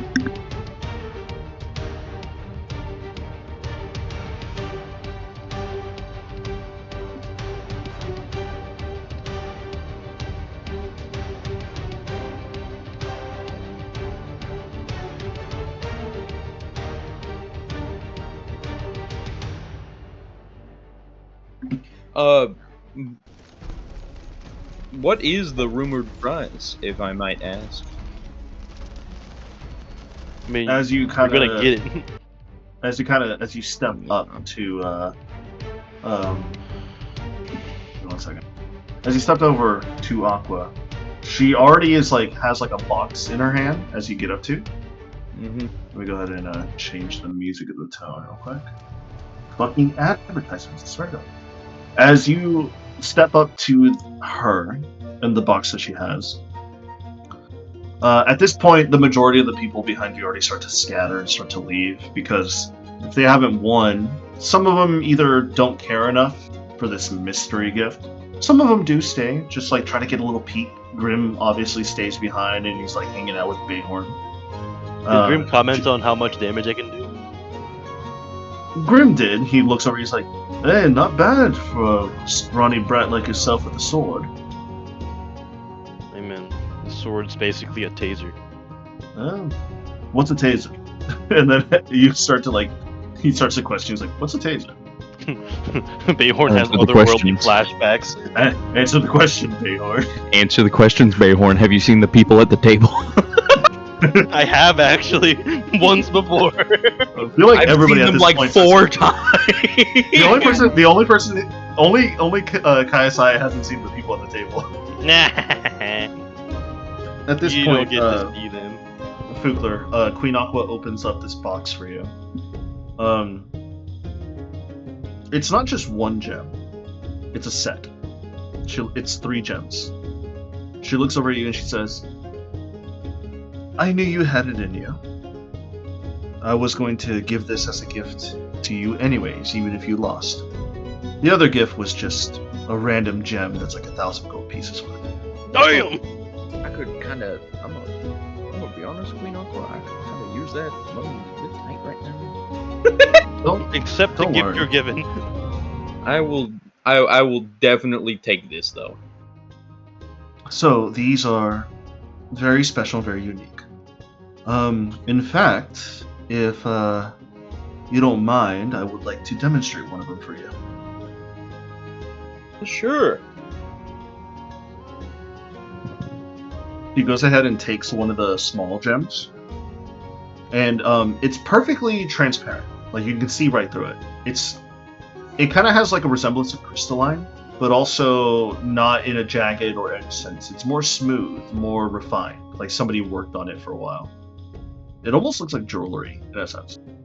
She then just holds it into her palm, and then you see like some sort of like ethereal magic start to like form around her like arm and like start to be absorbed into the crystal itself. And then as she starts to breathe out, another like source of like colored magic goes within to her arms, and she says, "Whew, that's never gets old." What are they She doing drugs? drugs? No. Me and Cedric have the same ideas. What I've just done is I've utilized some of my sorcery magic that I have within me, and I circumvented it to fully upgrade, I Abundant. guess you could say, my paladin side. So, Excuse me.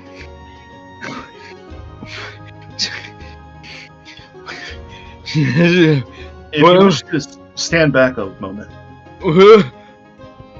Yes, ma'am. She then pulls out her defender longsword, and it like kind of has like a mechanical automatus feel to it with like the crystalline embedded within inside of it. And she takes like a battle stance in her like with her battle armor in front of her, and immediately she goes for one big swing at the target dummy. So, Shelby, since you have Queen Aqua's abilities in hand, I just missed all of that because the rabbit appeared in my hall. I see the rabbit peeking out from the corner, and I'm like, something's not right here. oh my god, what you Someone's get? not Panda's allowed in this loose. hallway. Panda is loose! Panda is Bro. loose. Here's the thing, right? The bunny doesn't normally like coming to me, but when I walk at it, when it comes to the hallway, it always knows it's done wrong. So I don't have to try and catch it or like goad it over to where it's supposed to go. It'll go over there like a child getting caught red-handed. Jesus. So wait, It's great. My mom laughs at it. Anyway, so what did Queen Aqua do? So what Queen Aqua did is she transferred her 6 sorcerer levels into paladin. Got it. So go ahead and have her on your character sheet attack with her defender longsword. Okay, hold on a second. Give me just a second. Luckily, she's had 2 character sheets this whole time, so let me just take one Yes. of them. That's why I did it with Aqua this time. Defender longsword. Let me pull that. Oh, alright, sorry, in there. Alright, so just have me hit with how she hits. Yes, how she would do like one giant blow, please, because you have her character sheet and all. Got it. Hold on. Oh yeah, not that it matters, but it's 49 plus 4. I forgot, like you did, Preston. Huh? I forgot that my damage number is 49 plus 4 instead of just 49. 49 plus Ooh. 4, so what, you got 53? Yeah. I broke Heck 50 yeah, on brother! the threshold. I wrote a 1 in there somewhere too. Let me. But yeah, I pulled all the stops. I wasn't taking any chances on this one. I was Yeah. like, alright, if Cedric's gonna crit, I gotta do something. I thought I was going to. I thought that my assassinate perk would have procced. Okay, so that's 1, 2, 3. That plus a D8. I want to know. That plus. Sorry. Could have had Preston, you want to find out? smites on my And ring. then Huh? What's up, Cedric? Damn. Damn. 91, you still wouldn't have beat me. No, I would have. It's 91 plus 4. 91 plus 4? Damn. Damn.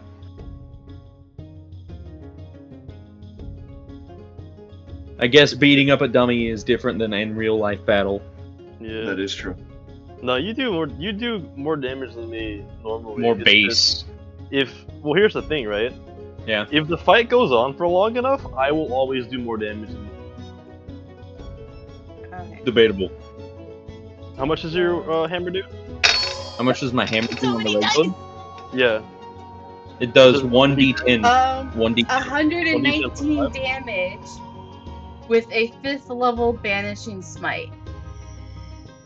Holy fucking shit. So, what you see, Fugler, is after she absorbs or she transfers the energy from her sorcerer to her paladin, she does one giant swing with her defender longsword, and you suddenly a shockwave boom happens that gives you enough kind of enough friction on your face to like cover your eyes with your hand, and then as you look up, the dummy is just gone.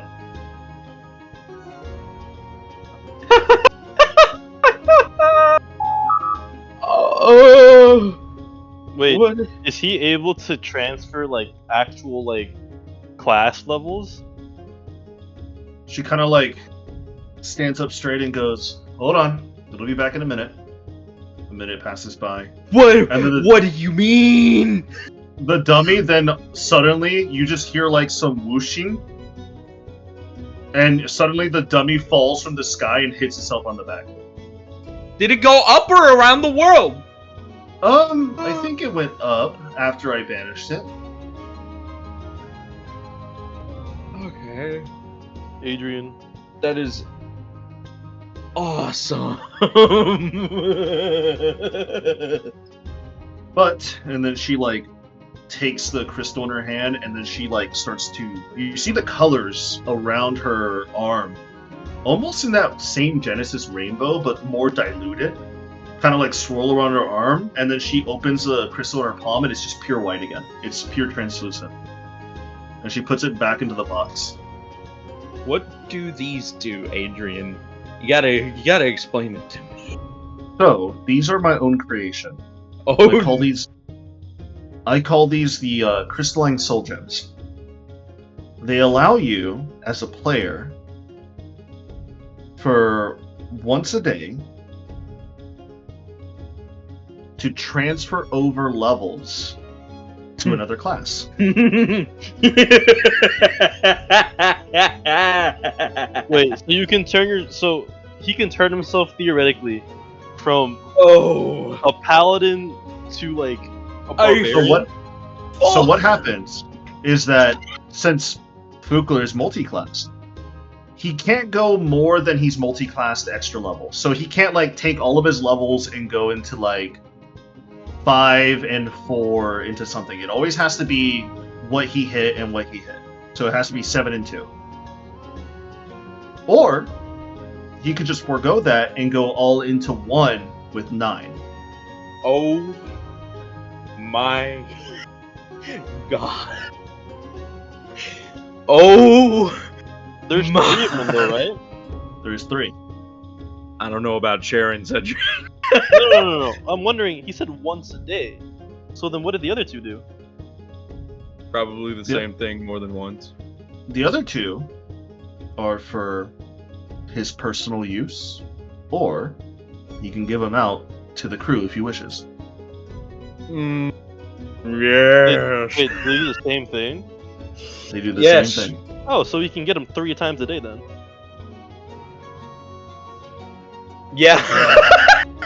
Cedric, I'm probably gonna give you one, bro. I mean, hey man, keep them if you want. Those are pretty fucking neat, and you earned that shit. You burned 600 years of fucking enemy Yeah, life. I did burn 600 years of someone's life. I'll be God, honest, man. I'm a horrible person. I'm gonna be real, bro. I think the majority of that 60 years is because of the simulacrum.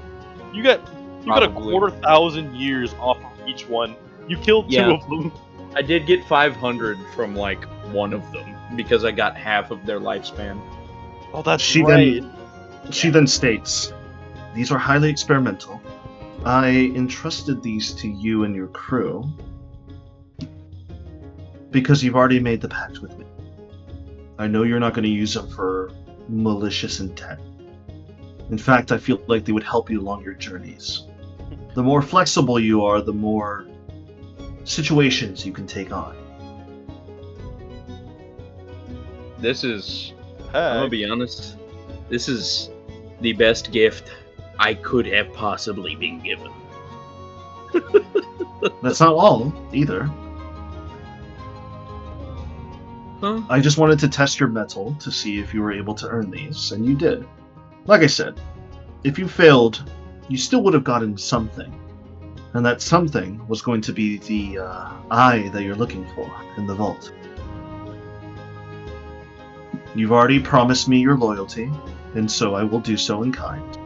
I will give you the item that you seek after the ball is over. I understand. You're very generous, and I could not be more thankful. Thank you. Oh. I am still silently freaking out.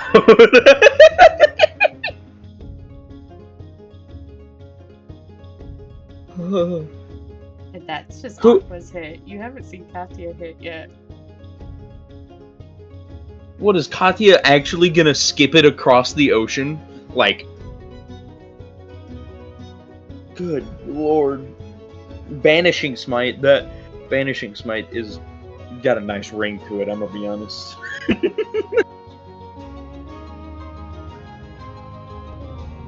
Ooh. So wait, you're telling me I could actually, like, reach the thing I wasn't going to think I would reach? Oh my god. Hell yes. Wait, I forget. Have you told Bayhorn about your whole, like, loyalty pact with her? Yes. I had showed you the blue thing in my arm already. Oh yeah. Because I was gonna be like, Bayhorn's gonna be confused as fuck when he hears that you've just sworn your loyalty to the queen. Yeah, I I think did that. Isn't he with you right now? Or is he still back with Grim? I don't know how the prize thing works. I mean, if you Grim wanted is- to follow me. Grim is kind of just hanging around with you, Bayhorn, but you could always leave Grim. He's kind of just watching. Can I just overhear everything? You are Like, overhearing. good You're enough pretty that- close. Okay. These are worth more than just a few thousand gold coins. These are priceless. These are actually priceless. Oh, trust me, a lot of blood, sweat, and tears was pined over these gems. We've managed to circulate a few of them without our ranks, so every one of our gem knights has one. I have one. Even Katya, and Katya just kind of butts in. Even she has one as well. And now I'm entrusting these to you. I will serve you graciously, I swear. I know you will. And also, it's due to the fact that my daughter was always just on my ears about giving you some sort of gift. And there you go.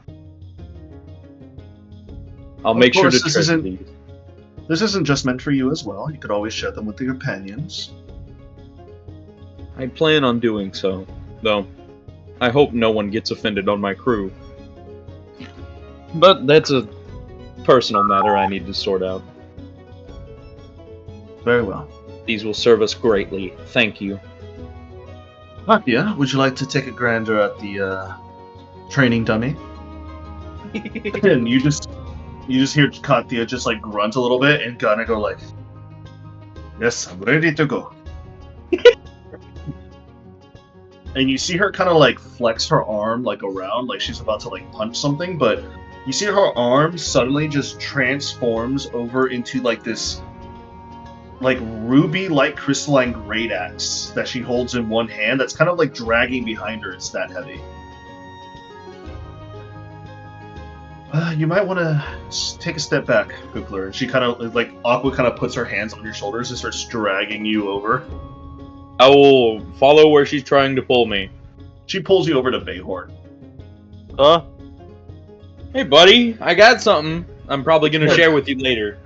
What's up? You're gonna okay. want to watch this. Alright, Katya, go for it. So, Shelby, go ahead and roll for Katya's damage, please. She will yell and enrage. You see as she yells into her rage, you see like forms of red shards of crystalline start to pop up from the ground around her. Do all of you guys have crystalline? Jesus. I would assume if the queen is a living crystalline, that her followers would implore it in order to defend her. Well, yeah, you're living proof with the crystalline in your veins now. Yeah, Mr. Fancy fucking... I'm not sure I can trust you with this if you don't make a pact with the queen. Wow, you're gonna strong arm him? I'll be honest, I didn't even know that was an option for me.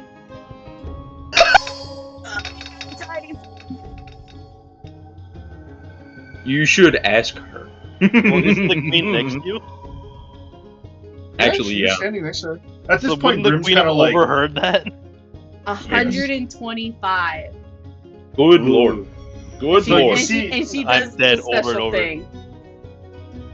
Okay, so you see, instead of going for a special, like a straight up one hit, he just slams her crystalline great axe into the ground, and all of a sudden, 14 trails of ruby crystalline start to shatter and pulse from the base of her axe and spread across in all directions and culminate into the singular target dummy as it starts laying into crystalline shards, stabbing the dummy from all sorts of directions, and turns into this giant mountainous, like, being of crystalline ruby. And you see this target dummy is just shredded and punctured to, like, almost like complete destruction.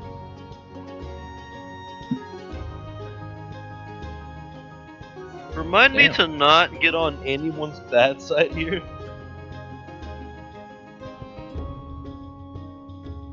You put up a sweat there, Katya. And Katya kind of just like looks over at you guys and gives you a thumbs up, and she kind of like wipes her brow a little bit. In order to even be in the same relative league as them, I had to burn 600 years of life away. Yeah. Oh my god! That's a normal ass day for them, bro. That's you Oh pulled the my- special shit out, bro. They did that as a normal ass day. They could have yawned while doing it. Oh my god, no!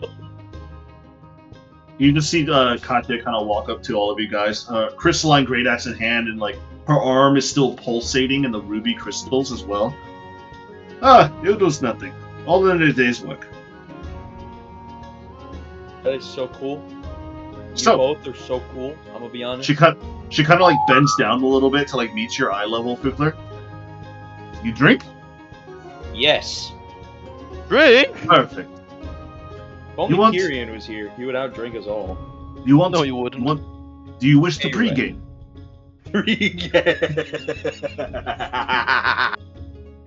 Yeah, Bayhorn! Bayhorn already has the bottle that he has stored half empty. Drink? Drink? Good. Come. Bayhorn's gonna quickly. Before all of that happened, though, Bayhorn's gonna ask, like, I didn't even like continuing that conversation that me and Fugler were having. Is like, bro, I didn't even know I was allowed to get aligned with the queen. I thought that was just reserved for you and Kayasaya and Chakra. Dude, no, the reason it didn't happen to you is because you literally started fighting yourself and jumped out a window. Hey man, it was the best tactical option I had. Brother, you were at that dinner too. You most certainly could have been there. No, Well, what he happened had was my that weapon. no, what happened was like he's like, I'm gonna leave with Gareth. He had my weapon. Well, yeah, he did have to I don't want to be a blind monk. What did you want him to do? Start fumbling around on the table, reaching for wine glasses? Spill all of the shit. Like flip his plate on Lights- accident? Lights turned out. Hey, who turned the lights out?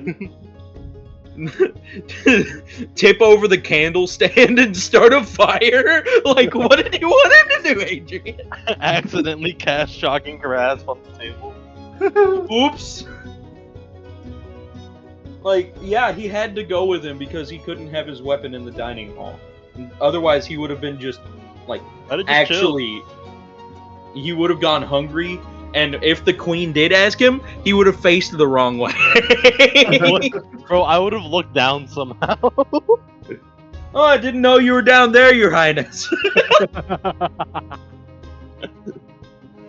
Jeez. But yeah, no, I that don't have option blind sight yet.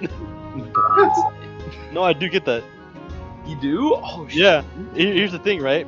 It it ironically triggers where I can see anything that is currently, I think, hidden or invisible within 10 feet of me. So, you just get...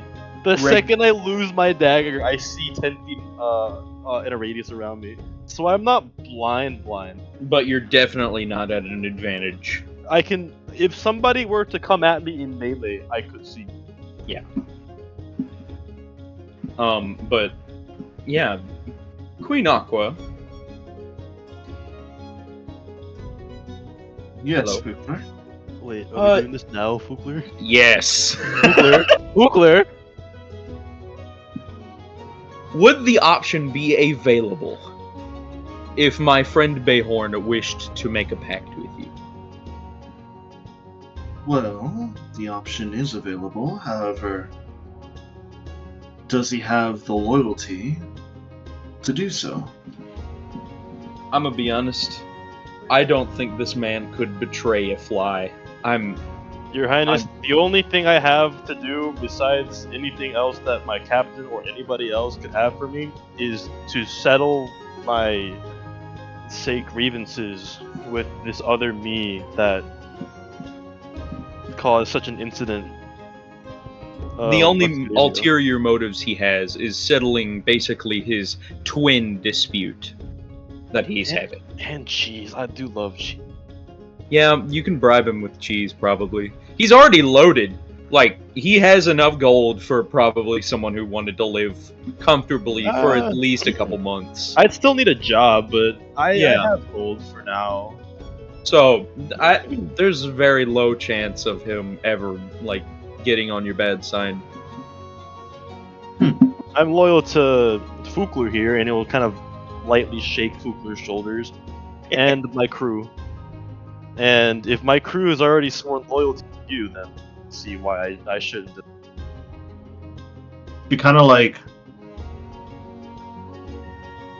takes like a look at you over. She's trying to like see what you're about. I'm deadass just standing there. Everything I've said is the complete blatant truth. I am not even realizing she's looking me over in that way. The most dense, like, explanation ever. That is the truth. Bayhorn has eyes looking in different directions, and he has his tongue I have sticking a out the lazy, side of his mouth. I have a lazy eye.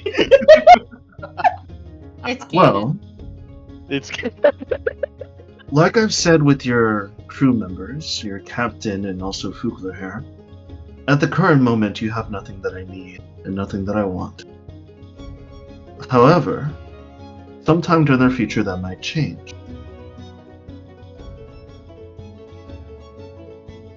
Whenever I make a loyalty pack, I always like to have some sort of exchange. You know, DM per DM, in sort of a way. I am not the type of queen that would like to take advantage of other people. And if I do employ and implore other people, I always try to give some sort of return to them. So if you do wish to bow and bless your loyalty to me, even though right now you have no stipulations or anything that I need or want, can you solemnly say in the future that you will come to my side when I call upon you? yes. Or a persuasion check. Wait, I'm not even lying. I'm going to give him a help action. Alright, so you could roll a persuasion at advantage, Mayhorn. Is a 16 enough? First of all. Roll again, let's see if you get something better. Oh god, or 11 good Oh! 11. I will roll silvery barbs if he needs it. No, he gets it with a 16. Okay, thank god. I think the crit was just to, like, really sell it. Well, it seems like your loyalty seems trustworthy. The last time I agreed to help out a rogue, it never really, it didn't work out so well. For her. And for myself at the end.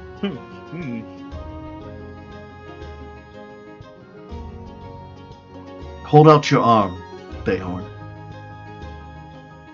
Katya's over here looking over this engagement. She's like, "Whoa, are you doing the same thing that you did with me?" And she's like, "I am. No worries."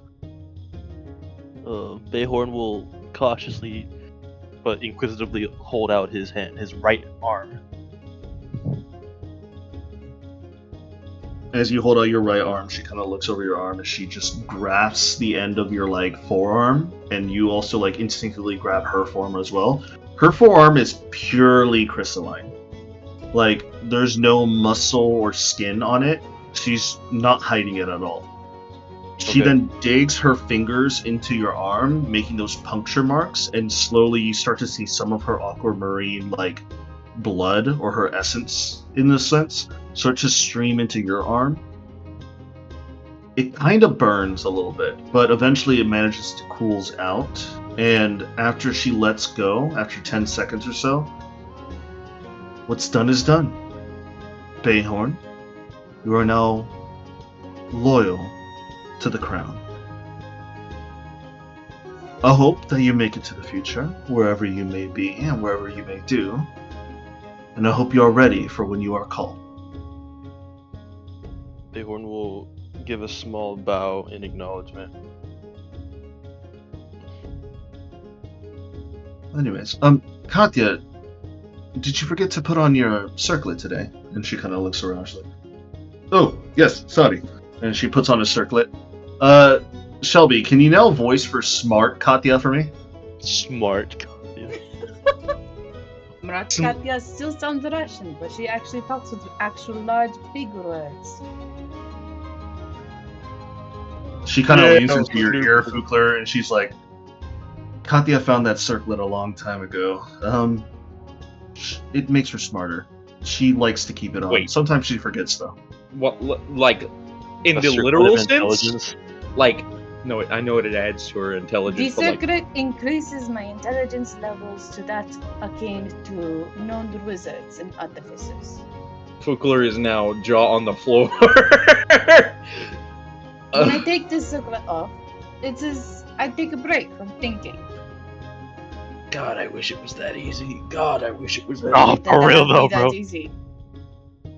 Huh? But with this circlet on, I have the intelligence to create the most amazing, delicious, extravagant beer and wines. That's why they're so good at that. Speaking of extravagant beer and wines, sorry to hear that your husband isn't attending this year, but your business partner Segment is coming around, right? Yes, Sacrament will come. My poor husband. He is I'm- sore. He's injured in the hips. I mean, I feel like he is after all the children, but Oof. Oof. Fukler will message Bayhorn, "Death by snoo snoo." he's a halfling, by the way. And she's a giant, almost 8-foot Goliath. 9 foot. 9-foot Goliath. Death by snoo. It's either a brave or stupid halfling. Make your choices, guys. Motherfucker wanted to climb that tree. He climbed it all right. He climbed it, alright. Adrian, I want to ask Queen Aqua a thing as we're transitioning away from. Your is Highness, I have a question. More of a request, I guess. Yes, Shadow Bayhorn. What is it? Shadow Bay. Well, okay. That's your phone. It's your new Have you- title, at least for me, because Oh. as far as anybody else can tell, I can easily spot you from the corner of my eye. Dang. Wait a sec. Ain't no way. And on top of that, you do not have anything against the sword. What is her passive perception, Adrian? If Can I she might beat? ask. Can she beat a Oh, 32? Hold on. Let me re-pull up her character sheet. So Aqua's passive is actually just a base 21, but from the Okay. times you try to sneak around, she's seen you, but she never really called Yeah, you her out on it. passive perception is a base 21. But she Cedric, also has Ahorn. advantage on all perception checks. Bayhorn kind of slinks in reaction to hearing that. Be like, oh. So, Someone can see me? I like that. So that's why I'm giving you the title of Shadow. Well, I might That is what actually I'm have best at. something of a job for you to do. ooh, I'm always up for a job. I know that you and your crew, after the ball tonight, are going to stay around for a few days, and then eventually you'll make your way to the stars. Is that correct, on your Spelljammer? Honestly, whatever the captain says is what we're doing. Well, I have a specific request for you. And she kind of like pulls you away. Excuse me, Fukler, I'll be right back. I have to talk to my new loyalist for a moment. Okay. She kind of pulls you away enough to like be out of earshot, but just enough where like they can still see you. So what was Okay. that about pre-gaming?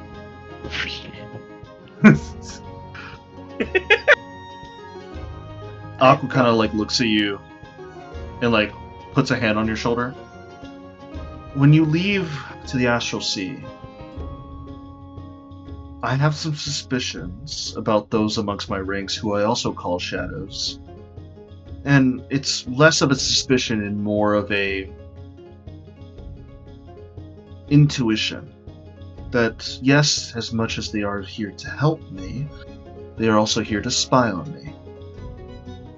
So, Bayhorn, with your expertise, and also, I know you're not corrupted by them, because, one, you don't act like them, and two, after looking you up and down, as well as your teammates, I can trust you with this mission. Of course. If Your you Highness. do make it to Quadranum for your captain, I need you to go into their secret vaults and steal some documents from me. I'm getting allowed to steal. Bayhorn just thinks to himself, I'm getting permission to do the steely steal. He's getting permission. And as much as I hate to ask of this of you, because I know it might undermine your captain's trust, my city, my people come first.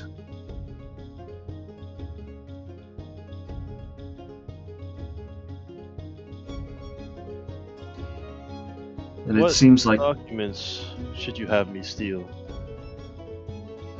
personnel documents. I just want to know exactly how many of the personnel are still here within the city. I know a few that are here.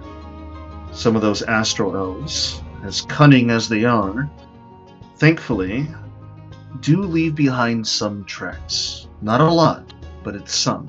And I'm able to track some of them down, but I don't have a concise or a clear understanding of their numbers here.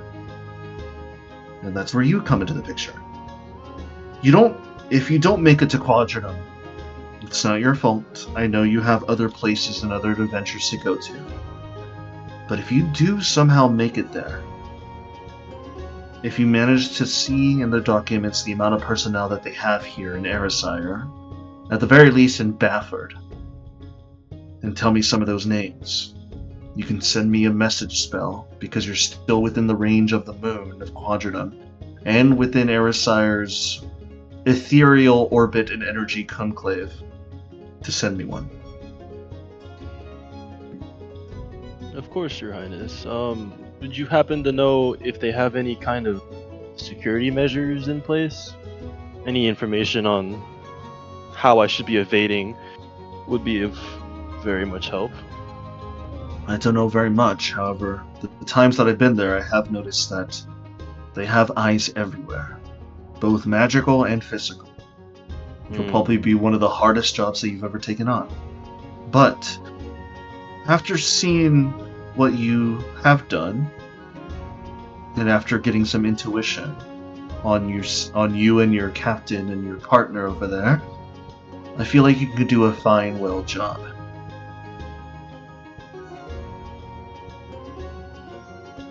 Then I will do my very best to provide the results you request. Good. But that's for another day. For now, it's time to get ready for the party. Do you have your clothes with you? Yes, I have them stored away in one of my bags. Good. Go ahead and pre-game with Katya over there and Fugler.